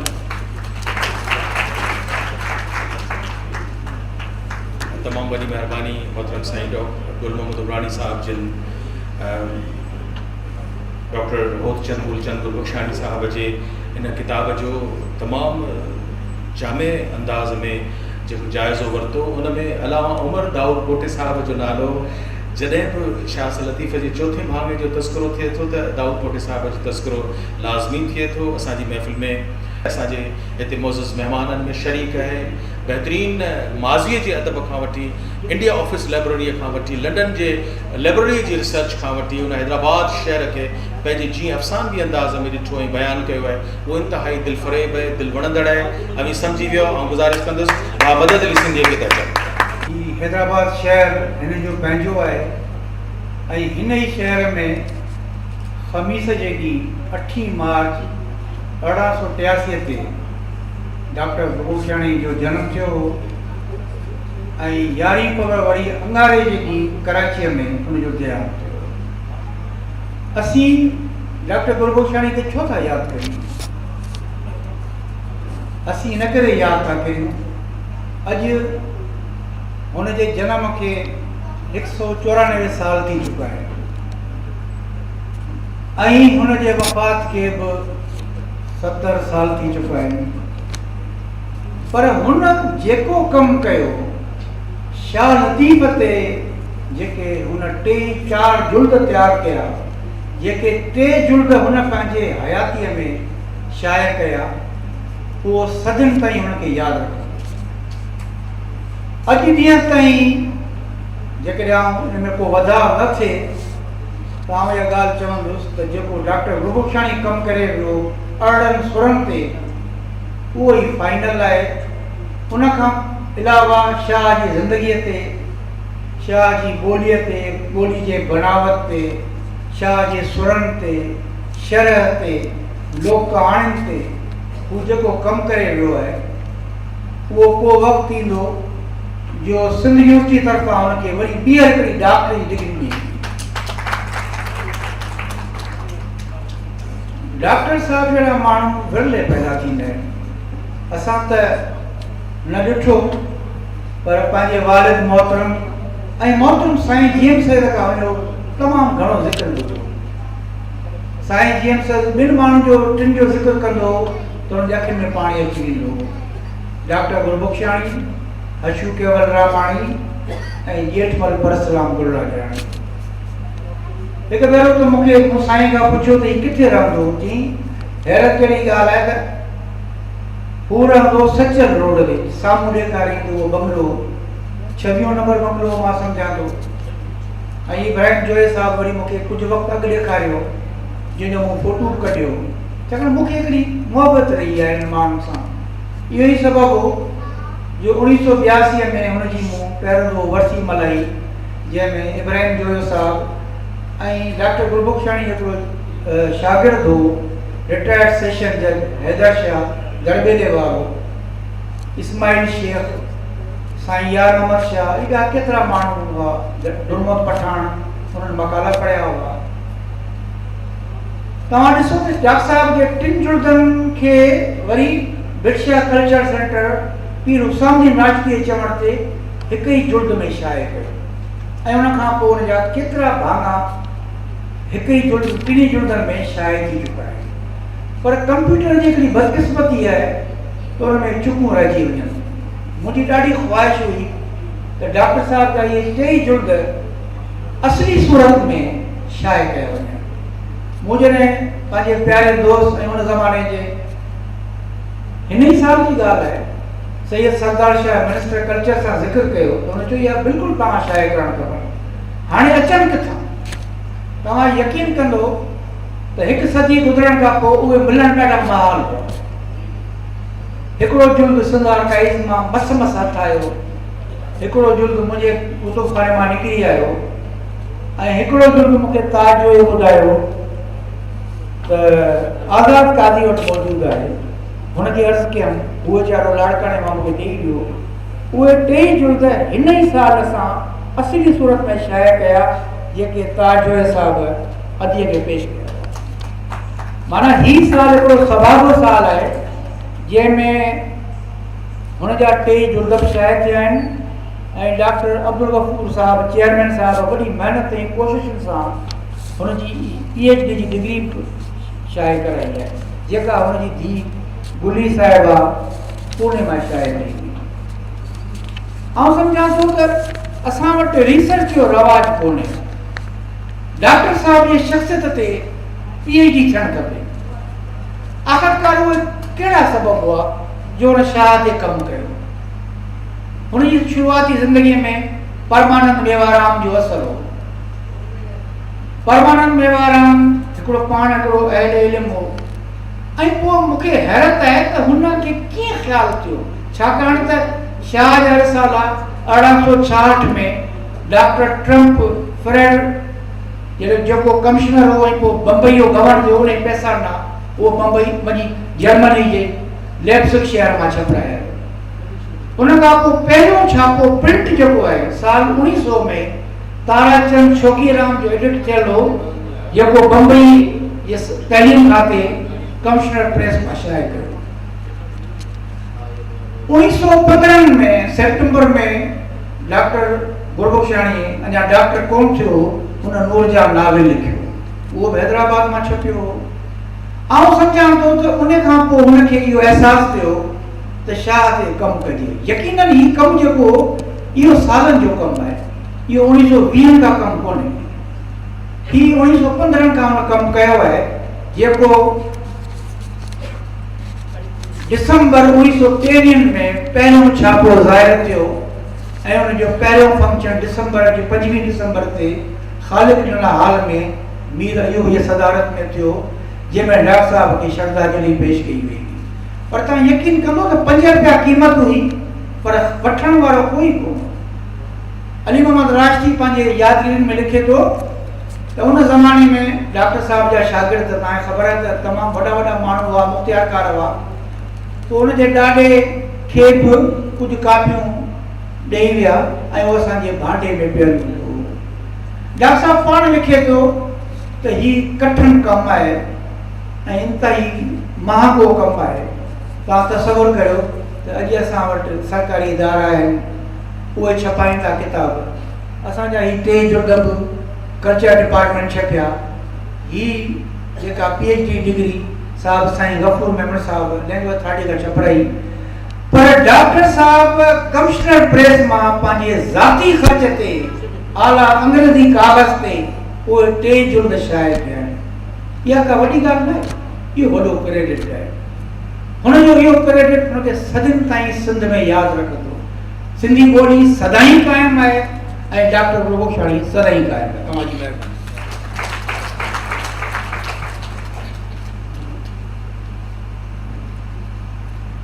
महिरबानी अदब अली सिंधी साईं, अवां सभिनी सां मुखातिब हुया ऐं असां वाबस्तगी जी हैसियत में अज़ीम शान कारनामो असां सभिनी खे ख़ुशि थियणु घुरिजे त उहो आहे एनसाइक्लोपीडिया शाह अब्दुल लतीफ़, जेको हुननि जी क्रेडिट ते आहे, अॼु असांजी तकरीब में आहिनि। असां सभिनी जा महबूब महिरबान दोस्त मोहतरम साईं सलीम मेमन साहब।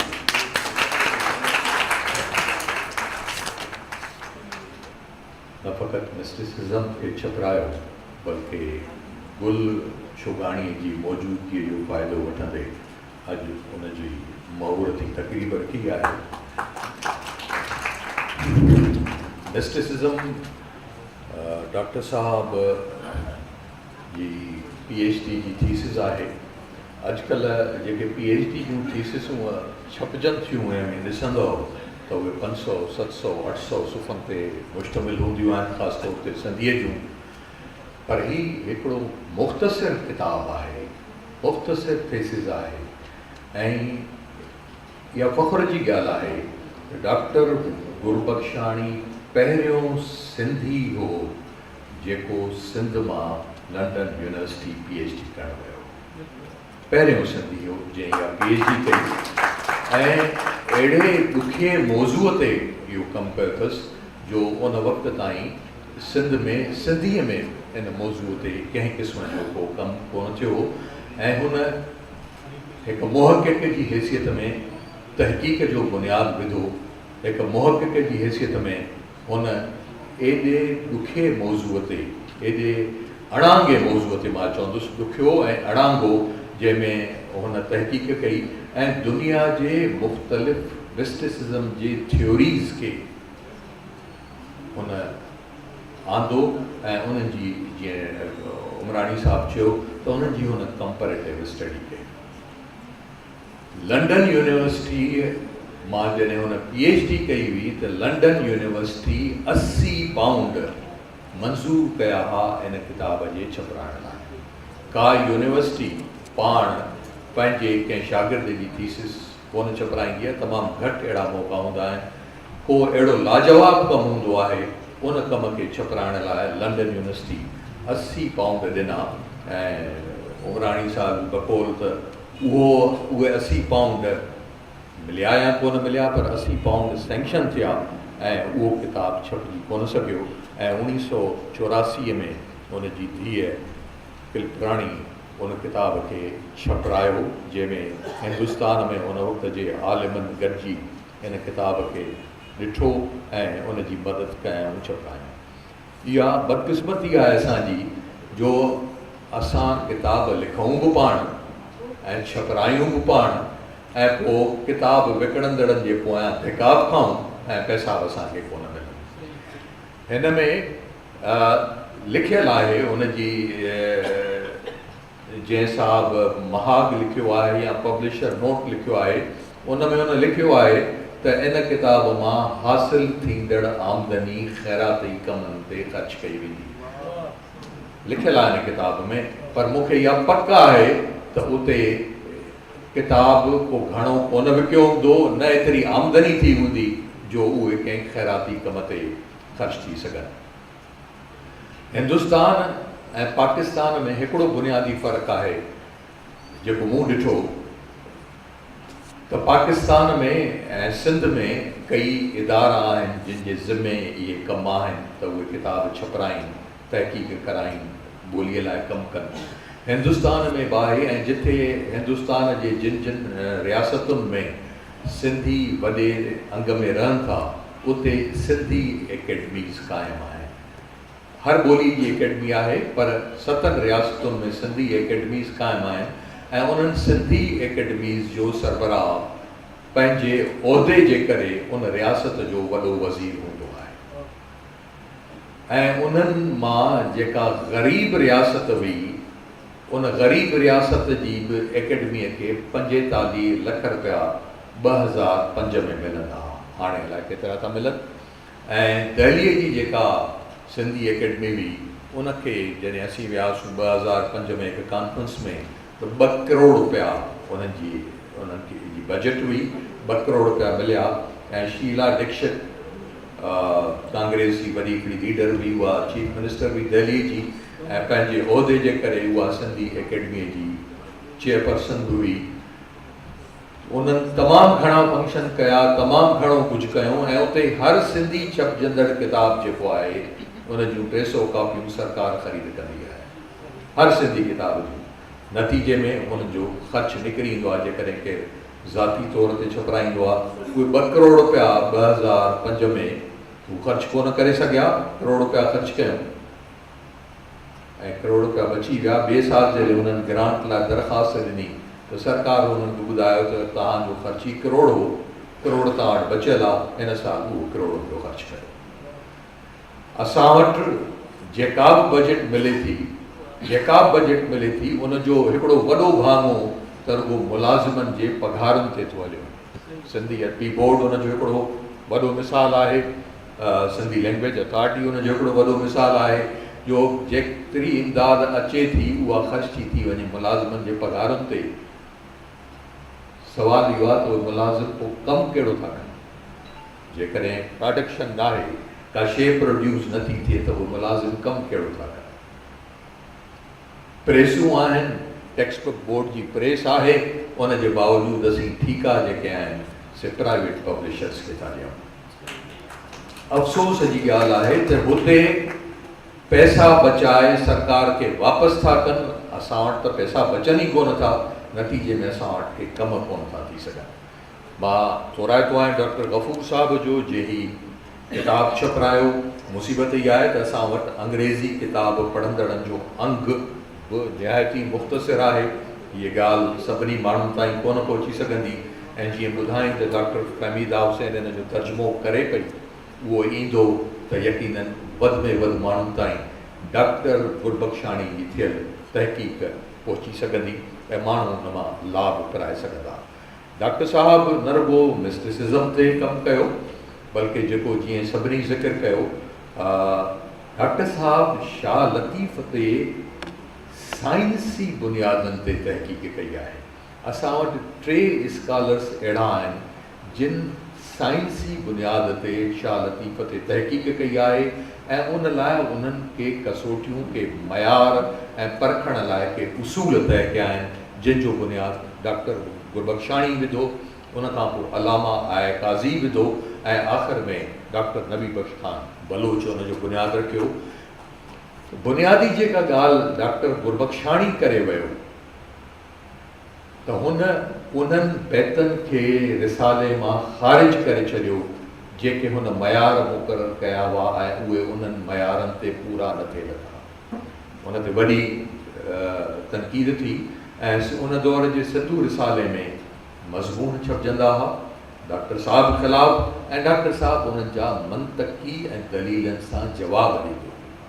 ईअं कुझु कोन हूंदो त मूंखे कंहिं घटि वधि ॻाल्हायो त मां बि ॿिए खे घटि वधि ॻाल्हायां, ऐं जेके घटि वधि ॻाल्हाईंदड़ हुआ उहे इख़लाक़ी दायरे में रहंदे, अदबी उसूलनि जे दायरे में रहंदे उहा ॻाल्हि कंदा हुआ ऐं डॉक्टर साहिबु उन्हनि जा जवाब ॾींदो हो। ऐं इहो सिलसिलो हिकिड़े डिघे अरसे ताईं सिंधू रिसाले में हलियो ऐं उन्हनि एतिराज़नि ऐं उन्हनि जे जवाबनि खे शालतीफ़ चेयर हिकिड़ी किताबी सूरत में छपरायो आहे, जेको मौजूदु आहे, जंहिंमां डॉक्टर साहिब जी आलिमाना तहक़ीक़ बाबति असांखे ख़बर पवे थी। हिते ज़िक्र थियो चोथें जुल्द जे गुम थियण ऐं न छपजण। टियों जुल्द 1933 में जीअं ॿुधायो वियो त सिंध कमिश्नर प्रेस मां डॉक्टर साहिबु पाण छपरायो ऐं चोथों जुल्द बि डॉक्टर साहिबु मुकमिल करे वरितो हो। लाइब्रेरी दाऊद पोटे साहिब खे मिलणी हुई या न मिलणी हुई, पर उहा मीर ग़ुलाम अली टालपुर ख़रीद कई हुई। तंहिं करे इहो चवणु त डॉक्टर दाऊद पोटे ॾे उहे किताब विया या न विया, पर जेको चोथों जुल्द हो, जेको डॉक्टर गुरबख्शाणीअ जोड़ियो हो, तयारु कयो हो, उहो जुल्द ज़रूरु डॉक्टर दाऊद पोटे खे ॾिनो वियो हो, छाकाणि त उन जा केतिरा ई शाहिद मौजूदु हींअर कोन्हनि, पर उन दौर में शाहिद मौजूदु हुआ जिन उन चोथें जुल्द खे डॉक्टर दाऊद पोटे साहिब जे स्टडी रूम जी मेज़ ते रखियल ॾिठो। उन्हनि मां हिकिड़ो मुंहिंजो उस्ताद प्रोफेसर डॉक्टर अयाज़ कादरी हो, जेको उन वक़्तु सिंध मदरसे लियारी स्कूल में मास्टर हो, पढ़ाईंदो हो, ऐं उहो डॉक्टर दाऊद पोटे जे अक़ीदतमंदनि मां हो ऐं उन वटि बाक़ाइदगीअ सां बीहंदो हो। ऐं ॿियो शख़्स जेको बाक़ाइदगीअ सां बीहंदो हो उहो करीम बख़्श ख़ालिद हूंदो हो, जेको बाक़ाइदगीअ सां बीहंदो हो। इन्हनि ॿिन्ही उहे ॾिठा ऐं डॉक्टर दाऊद पोटे साहिब जा उन चोथें जुल्द बाबति जेके कमेंट्स डॉक्टर अयाज़ कादरी असांखे ॿुधाया, उहो इहो चवंदो त डॉक्टर दाऊद पोटो चवंदो हुई त ॿोहर आहे, हिन खे मूंखे तमामु घणो कमु करिणो पवंदो, तंहिंखां पोइ इहो इशाअत जे क़ाबिल थी सघंदो। हाणे जेकॾहिं असीं ॾिसूं था त 1947 जी फेबरवरी में डॉक्टर होतचंद मूलचंद गुरबख्शाणी गुज़ारे वियो ऐं डॉक्टर दाऊद पोटो 1958 में, मुंहिंजे जेकॾहिं मूंखे सही ख़बर आहे त गुज़ारे वियो। 47 खां 58 हिकिड़ो वॾो अरसो आहे। उन में पोइ डॉक्टर अयाज़ कादरी इहो ॿुधायो त उहो जुल्द हिकिड़ो साहिब खां वठी वियो ऐं पोइ उन मोटाए कोन ॾिनो ऐं डॉक्टर दाऊद पोटे उन में का दिलचस्पी कोन वरिती। मां कंहिं ते को इल्ज़ाम कोन थो भरियां, मां कंहिंजे शान में का गुस्ताखी कोन थो करणु चाहियां, पर इहे अहिड़ियूं हक़ीक़तूं आहिनि जेके अहिड़े शख़्स मूंखे ॿुधाइनि जंहिं वटि कूड़ जी का गुंजाइश कान्हे, कंहिं क़िस्म जी गुंजाइश कान्हे। हिकिड़ो त हिन किताब में हीउ जेको छपियो आहे, इन में डॉक्टर गुरबख्शाणी जे ॼमण जो साल 83 ॾेखारियो वियो आहे। उहो 83 न आहे, डॉक्टर साहिबु 82 में ॼा हो ऐं उनजी 100 सालगिरह इंडिया में 22, 23, 24 सितंबर 1982 ते मल्हाई वई। 100 सालगिरह 83 उनजे ॼमण जो साल कोन्हे, हिन किताब में लिखियलु आहे। ऐं मूंखे हैरत आहे त डॉक्टर गुरबख्शाणी जे हवाले सां मदद ज़रूरु हिकिड़ो प्रोग्राम कयो, पर हिते को प्रोग्राम कोन कयो वियो। इंडिया में हर सिंधी आलिम अदीब जॾहिं पंहिंजे ज़िंदगीअ जा 100 साल मुकमिल करे थो, इहो जीअं नसीर चयो त इब्राहिम जोए साहिब जी सालगिरह असां मल्हाई, 100 साल जशन असां सॼो साल मल्हायो। मूंखे इहो ख़्यालु, ऐं जॾहिं भारत वियुसि, मां त सार्क राइटर्स कॉन्फ्रेंस में पे भारत वियुसि, हितां कुझु दोस्त विया पे, उन्हनि खे वीज़ा कोन मिली, त भारती दोस्तनि मूंखे चयो त तूं हिकिड़ो ॾींहुं असां वटि तरस जो असां ख़लीफ़े गुल जी 100 सालगिरह था मल्हायूं, जेको पहिरियों साहिब किताब शाइर जंहिं बॉम्बे में हज ते वेंदे बॉम्बे में तरे कराची में छपाई जूं सहूलियतूं कोन हुयूं, बॉम्बे में पंहिंजो वञी किताब ॾिनो ऐं उतां उहो किताबु छपियो। उहो ग़लतियुनि सां भरपूर किताबु आहे, पर उहो किताबु छपियो ऐं दिल्ली एकेडमी सिंधी उनजी 100 साला सालगिरह मल्हाई ऐं हर अदीब जी 100 साला सालगिरह मल्हाईंदा आहिनि। ऐं असीं हिते जेके हेतिरनि इदारनि जा मालिक थिए वेठा आहियूं, असांखे कॾहिं इहो ख़्यालु कोन थो अचे। कराची में अंजुमन तरक्की उर्दू जी ऑफिस आहे यूनिवर्सिटीअ जे भरिसां। हाणे त उन्हनि खे तमामु घणो वॾो हिकिड़ो इदारो बाग़ उर्दू जे नाले सां उन्हनि पंहिंजे इदारे खे ठाहियो आहे। हर छंछर ॾींहुं कंहिं न कंहिं अदीब खे घुराईंदा आहिनि, ख़ासि तौर ते उहे अदीब जेके भारत मां था अचनि, उर्दू लिखनि था, उहे अदीब जेके अमेरिका, UK, कैनेडा में बि सेटल थिया आहिनि, उहे अचनि था। हर छंछर ॾींहुं हिकिड़ी तक़रीब थींदी आहे, घटि में घटि 100 माण्हू गॾु थींदा आहिनि। उन शख़्स जे कयल कम ते गुफ़्तगू थींदी आहे, उहो शख़्स पाण ॿुधाईंदो आहे। 100 माण्हुनि खे गॾु करे चांहि पीआरणु को वॾो कमु कोन्हे। इहो कमु डॉक्टर गफ़ूर साहब हिते करे सघे थो त हर छंछर ते हाल बसां वटि एयर कंडीशन हाल मौजूदु आहे। असां कंहिं न कंहिं पंहिंजे अदीब खे, कंहिं आलिम खे असीं ख़राज पेश कयूं, असांखे ख़राज पेश करणु घुरिजे। ऐं जीअरे हयातीअ में जेकॾहिं उनखे को ख़राज पेश कयूं त मां सम्झां थो त इन खां वॾी ॿी का ॻाल्हि नथी थी सघे।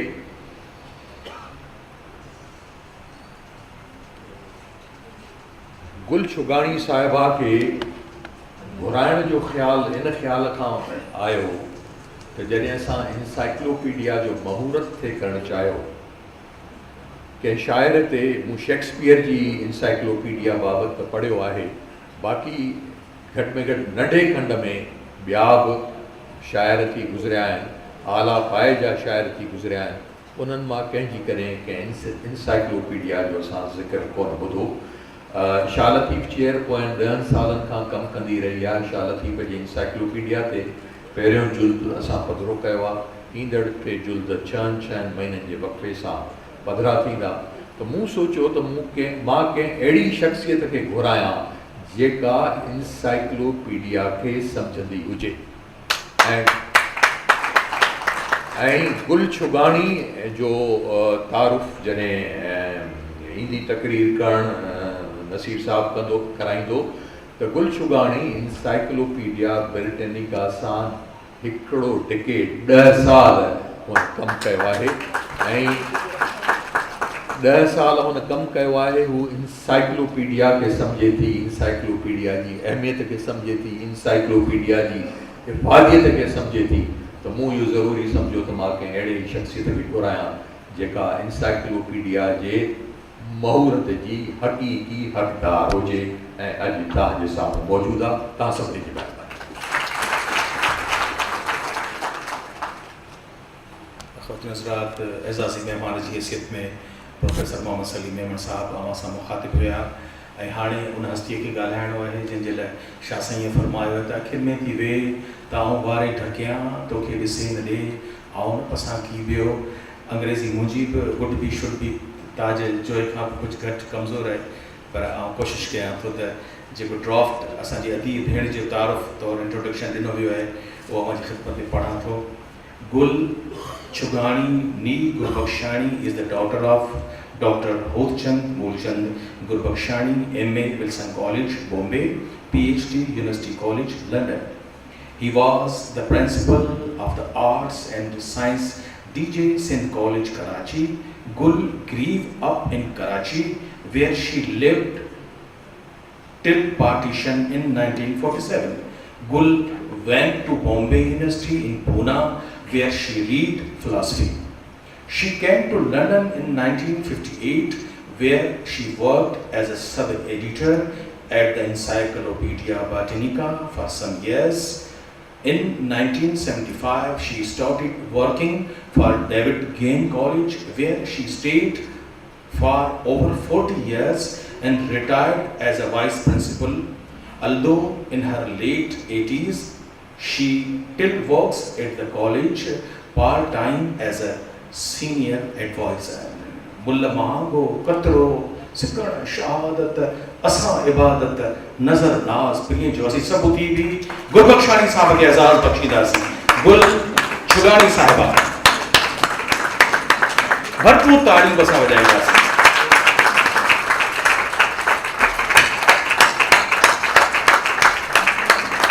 Thank you for everybody, particularly Chairman of Sindhi Language Authority and Professor Salim Memon. Without him, I won't be here. हाणे मूंखे सिंधी ॻाल्हाइण अहिड़ी चीदी कान ईंदी आहे, सो मां अंग्रेजी में ॻाल्हाईंदसि। ठीकु है? Is it okay? Okay. Now, you all, can you hear me? Sure. Yeah, okay. You all know about my father, you know everything about him, all his literary achievements, but you don't know him as my father. I want to tell you what kind of a person he was. Very kind, very loving, very affectionate, and we too were the youngest children of his late age. I was 16 when we left Karachi, and I learned about his achievements only when I was a teenager, because no one talked about what he had done. I didn't know that he had done a thesis on mysticism until I was 15.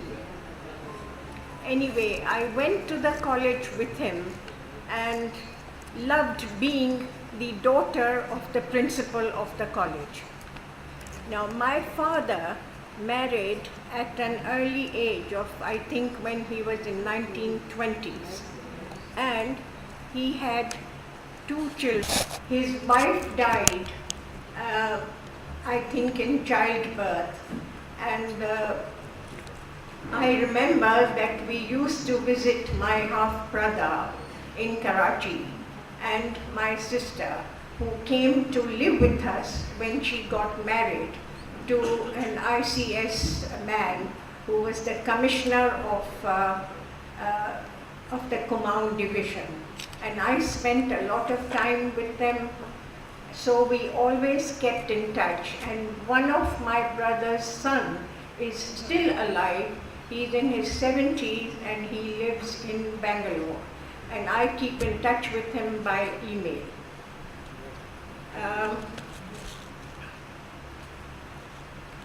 Then you know all about his the book he wrote about Noor Jahan, which I haven't got a copy of, and in fact, if I can find a copy, I would like to take it back with me.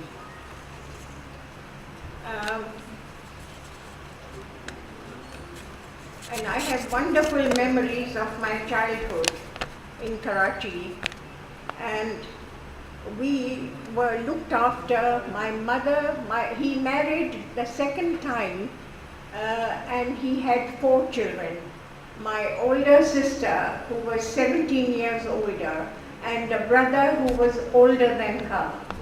But he did not do much education. He went to school, but he never went to university. But my sister, Mrs. Kriplani, was the first woman graduate in those days. My father also encouraged us to read, because we had such a wonderful library full of classics and all the wonderful books. And we had a statue of Mr. Pickwick, who was one of the Dickens characters, on top of one of the bookcases. So we grew up with a lot of books, and we all are very, very keen readers of literature.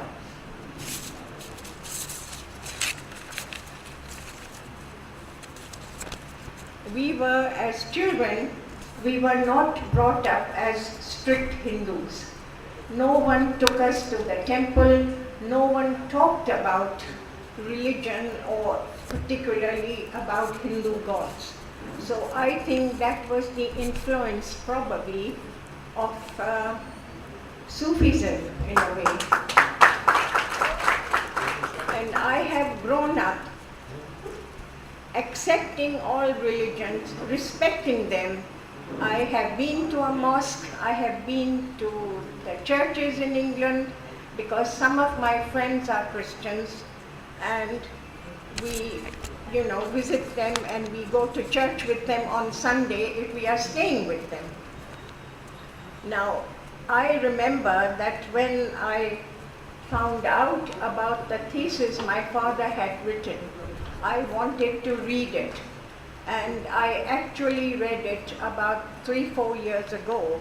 And I must tell you, it is quite difficult to understand it. So I have read it the second time, and I have thoroughly enjoyed it. And it has taught me so much about different Sufism in different countries. And I'm surprised as to how much work he must have done to be able to quote the Vedas, to be able to quote Masnavi, which is Iranian, and to quote all the wonderful things that English authors have written about the 4 poets he's mentioned, particularly Coleridge. When I was doing my first year in college, he taught us English literature. And one of the poems I remember was The Ancient Mariner by Coleridge. Yes, yeah. And it was wonderful. Of course, then suddenly he died of a heart attack. And I was coming back from the college, and I saw that the street was full of people. And I couldn't understand what had happened. Why were so many people in the street? Something must have happened. When I got nearer the house, I realized that they were all standing outside our house. And I found out that my father had suddenly died of a heart attack. He had never been ill. In fact, it was my mother who was diabetic, and she was constantly needing attention. So we were brought up by my sister, who was 17 years older than me. And then, of course, partition took place, and we had to leave.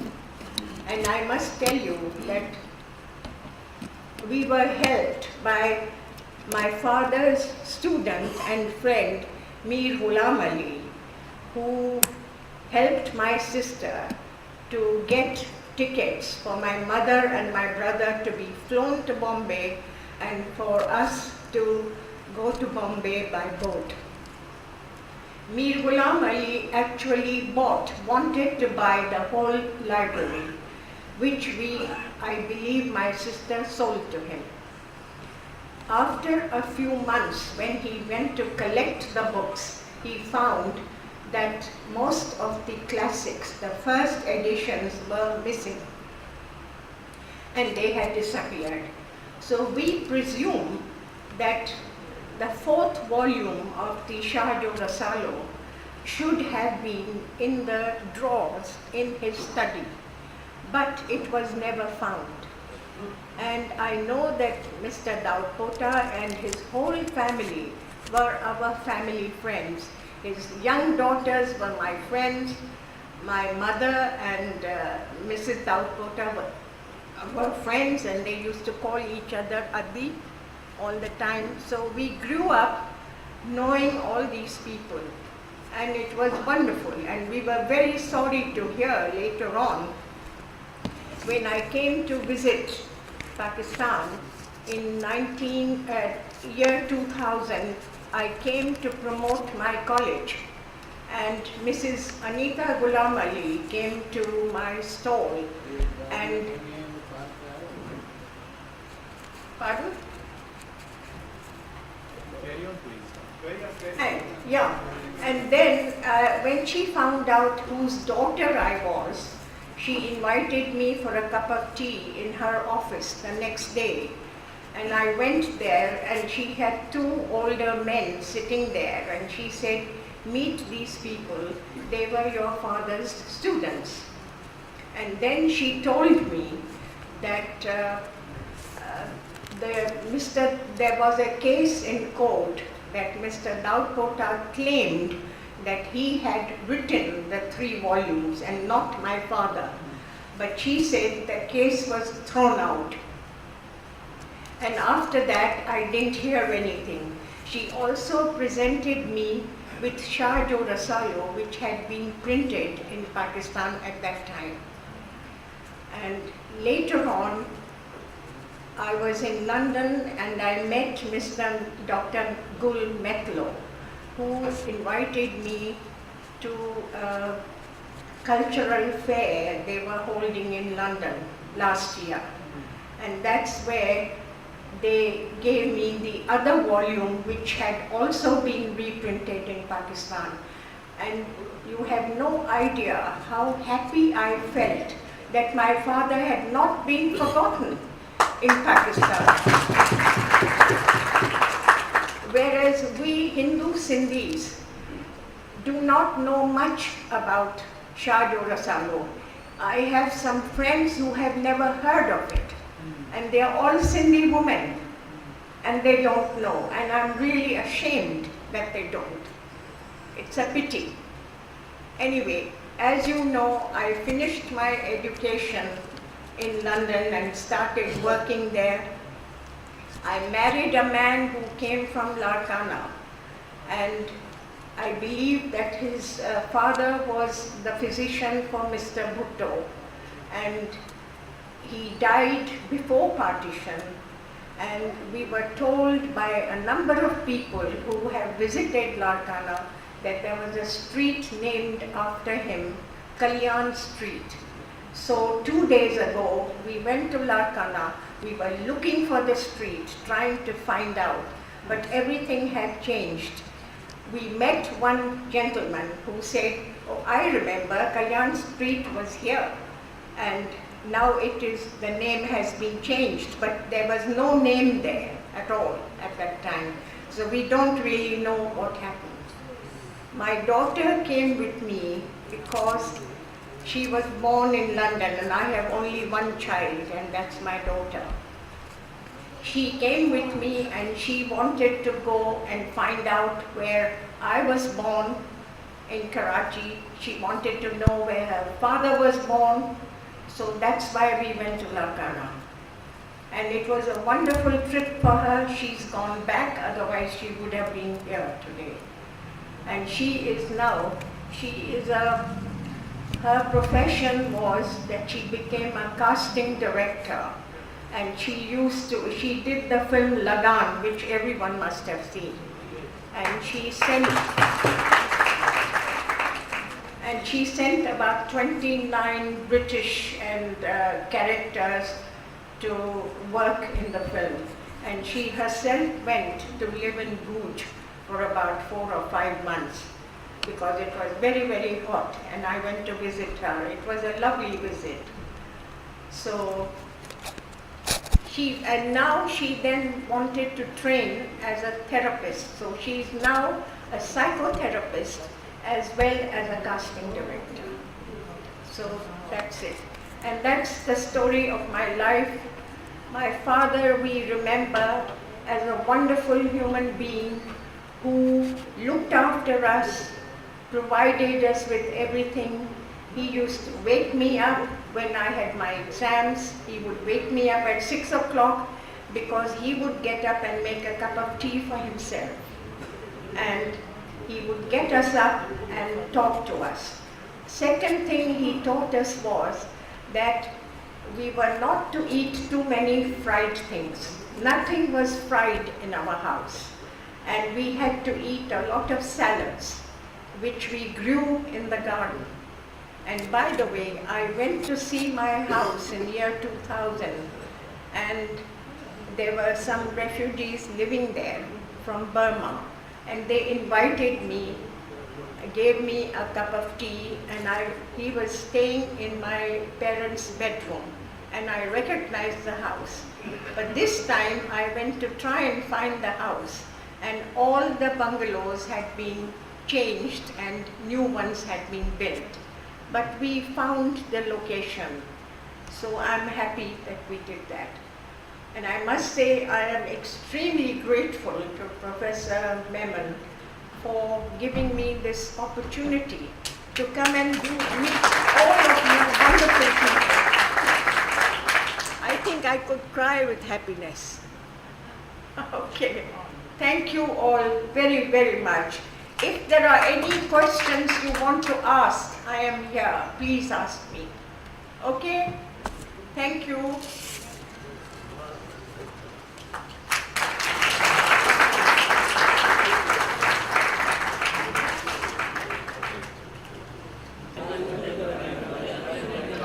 तमामु घणी महिरबानी असीं पंहिंजे पुॼाणीअ ॾांहुं हलूं पिया असीं पंहिंजे आख़िरी ख़िताब ॾांहुं गुज़ारिश कंदुसि सिंधी लैंग्वेज अथॉरिटीअ जी सेक्रेटरी मोहतरमा असां सभिनी जी भेण नामवर लेखका शबनम गुल खे त अवां सभिनी आयल महिमाननि जा थोरा जी वञे मोहतरमा शबनम गुल साहिब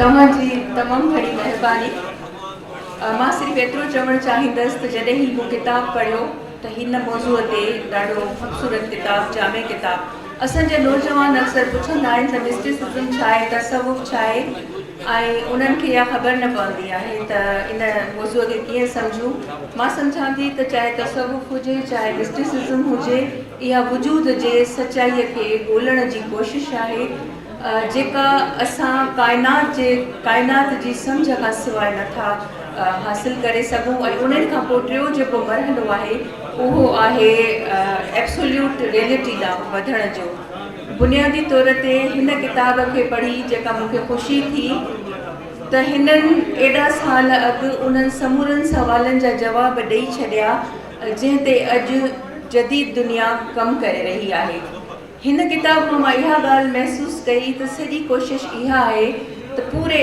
तमामु तर जेको इंतिशार असांजे साम्हूं आहे उन इंतिशार में सोच जी वहदत असां कीअं क़ाइमु रखूं छो त इंतिशार मां ई असां यकसोई हासिल करे सघंदा आहियूं हिन किताब में हिकु ॻाल्हि ॾाढी ख़ूबसूरत चई अथनि त इंसान में तग़युर आहे तब्दीली आहे रिश्तनि में दोस्ती में माण्हुनि में अॼु जेको सुठो सुभाणे सॼणा सुभाणे दुश्मन थी सघे थो इंसान जी इहा फितरत आहे पर जेका फितरत आहे उहा जीअं वण आहे उस छही उस बर्दाश्त करे छांव ॾिए थो इहा ॻाल्हि कई अथनि त तव्हां जेका ज़िंदगीअ खे सम्झणु चाहियो था त फितरत जे वेझो वञो ज़मीन जे वेझो वञो ज़मीन जे रंगनि जे वेझो वञो तव्हांखे उत्साह मिलंदो तव्हांखे उत्साह मिलंदो गुलनि मां अधी असां वटि आई आहे असां संदसि रोशनी खे महसूसु कयूं था ऐं असां तमामु घणा थोराइता आहियूं तमामु ख़ूबसूरत सिंधी पई ॻाल्हाए असांजा सिंधी बि एतिरी सिंधी नथा ॻाल्हाए सघनि संदन लहजो छो त हुननि जी जेका तरबियत पंहिंजे वालिद जी उहा एॾी त मस्बत रही जो हिननि खे अहसासु आहे त उहे सिंधी नथियूं ॻाल्हाए सघनि पर जेका ख़ूबसूरत सिंधी ॻाल्हायूं त उहा ॾाढी मुतासिर कंदड़ हुई ऐं गुरबख्शाणी साहिब जे लाइ मां ईअं चवंदसि असांजा रहनुमा हुया असांखे दग ॾसियऊं मिस्टिसिज़म जो सिंधी तसवुफ़ ते ईअं असरु आहे त इहा हिकु फिलॉसफी आहे जंहिंजो मतिलबु आहे त कुझु लिकाइणु असां त हर शइ ज़ाहिर करे था छॾियूं घणियूं शयूं असांखे ज़ाहिर न आहिनि करणियूं इहो ग्रेस आहे इहा हिकिड़ी इंसानी वक़ार जी ॻाल्हि आहे शख़्सी वक़ार त उन ॿुझ खे असांखे खोलणो आहे अॼु असां हिन हॉल में गुरबख्शाणी साहिब जी मौजूदगी महसूसु कई अदी गुल चुगाणीअ जी वजूद जी ख़ुशबूअ में ऐं असां माज़ीअ जा पेरा खयां असां जॾहिं पोइ ते वियासीं त यकीन कयो त मूंखे अॼु जो ॾींहुं सिंध जी तारीख़ जो इंतिहाई अहम ॾींहुं लॻो ऐं मां सभिनी जी थोराइती आहियां अदी तहमीना जी तव्हां ख़ूबसूरत अंदाज़ सां हिन मौज़ूअ खे बहस हेठि आंदो अदा गुल उमराणीअ खे जंहिंजो नालो ऐं मुंहिंजो नालो बि साॻियो ई आहे ऐं असांजो मक़सदु आहे ख़ुशबू विखेरणु अहसास जी ख़ुशबू विखेरणु पर खेनि शिकायतूं आहिनि असां संदन शिकायतूं ख़तमु करण जी कोशिशि कंदासीं असांजी माना वारी भेण जंहिं एॾो ख़ूबसूरत असांखे ॿुधायो त वालिद ऐं धीउ जो जेको रिश्तो आहे रूहानी रिश्तो जेतिरियूं कामयाबु थियूं आहिनि उन्हनि जे पुठियां सगारा वालिद आहिनि। उहा रोशनी असां महसूसु पिया कयूं। भाउ सलीम मेमण साहब ॾाढे संजीदगी सां ख़ूबसूरत नमूने वज़ाहत कई त असांजे इदारनि खे कहिड़ो कमु करणु घुरिजे। असांखे इदारनि खे रुगो मेंटेन नाहे करिणो, पर असांखे ख़ूबसूरत माण्हुनि खे सॾिणो आहे जेके अची असांजे नौजवाननि खे ॿुधाइनि। मदद अली सिंधी साहब बि तमामु ख़ूबसूरती सां ताज जोयो साहब जीअं त मुख़्तलिफ़ दौरनि में इन्हनि माण्हुनि खे घणनि माण्हुनि जे वेझो रहियो जेके हिननि अज़ीम माण्हुनि खे वेझो खां ॾिठूं उन्हनि बि तमामु पैराइती तौर ते ऐं तमामु तफ़सील सां जेका आहे सा रोशनी विधी। ऐं अॼु जेका ख़्यालनि जी सुरहाण हिते असां महसूसु कई ऐं जज़्बनि जी जेका ताज़गी महसूसु कई इहा असांखे 10 साल जहिड़ो रखंदी। तव्हांजी महिरबानी। ये सेक्रेटरी असांजी बेहद प्यारी भेण शबनम जे सभिनी जा थोरा वञा ऐं मुंहिंजे लाइ चयो त बिजलीअ वारा वञी दौड़ पाए। अव्हांखे ख़ुशख़बरी आहे त मंझंदि जी मानी जो इंतज़ामु आहे ऐं उनजी सॼी रेसिपी जेका आहे उनजी ख़ुशबू जेके आहिनि उन में जेके मसाला आहिनि उहे असांजी भेण शबनम जे सलाह सां आहिनि। ऐं असां ॿिनी मानी जी दावत आहे। महिरबानी। सामिना मां ॿुधो त हिन प्रोग्राम दौरान जेके बि ॻाल्हियूं थियूं ख़ासि तौर ते सिंधी ॿोलीअ जी तहक़ीक़ जे हवाले सां जेको कमु थियो आहे उन बाबति तमामु सुठियूं ॻाल्हियूं थियूं आहिनि ऐं सिंध तोड़े पूरी दुनिया जे अंदरि वेठल माण्हुनि जे लाइ ही जेके ख़्याल साम्हूं आया आहिनि असांजो ख़्यालु आहे त सभिनी जे लाइ लाभाइती आहिनि। ऐं जॾहिं असां हिनखे वरी यूट्यूब ते रखी लिंक मां शेयर कंदासीं त न सिर्फ़ु अवां ॿुधो पर पंहिंजनि दोस्तनि ताईं पिणु ज़रूरु पहुचायो। जाफ़र मेमण खे हैदराबाद मां इजाज़त ॾींदा ऐं ॿुधंदा रहंदा रेडियो वॉइस ऑफ सिंध नंढा। सिंध मुंहिंजी अमां सूंह तुंहिंजी मथां छा लिखी छा लिखां छा लिखी छा लिखां। सिंध मुंहिंजी अमां दुनिया जा सिंधियो हिकु मुठ थी सिंध बचायो। सिंध मुंहिंजी अमां सूंह तुंहिंजी मथां छा लिखी छा लिखां। सिंध जो क़ौमी आवाज़ radio voice of Sindh London.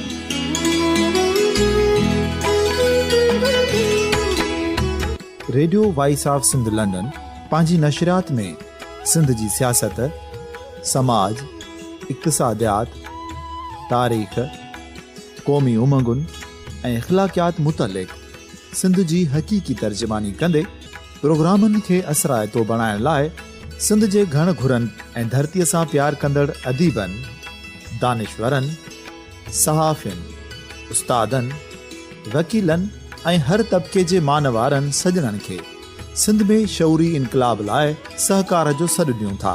अचो त गॾिजी सूफ़ियुनि ऐं संतनि वारी सिंध जो ओज हिकु मुठ थी वरी वापसि आणण वारे सफ़र जा साथारी बणिजूं।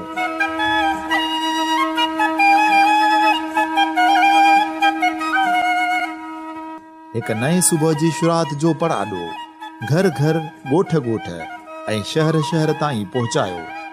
शाल सिंध आबाद ऐं ख़ुशहाल थिए, सिंधी माण्हू सुखियो ऐं सताबो थिए।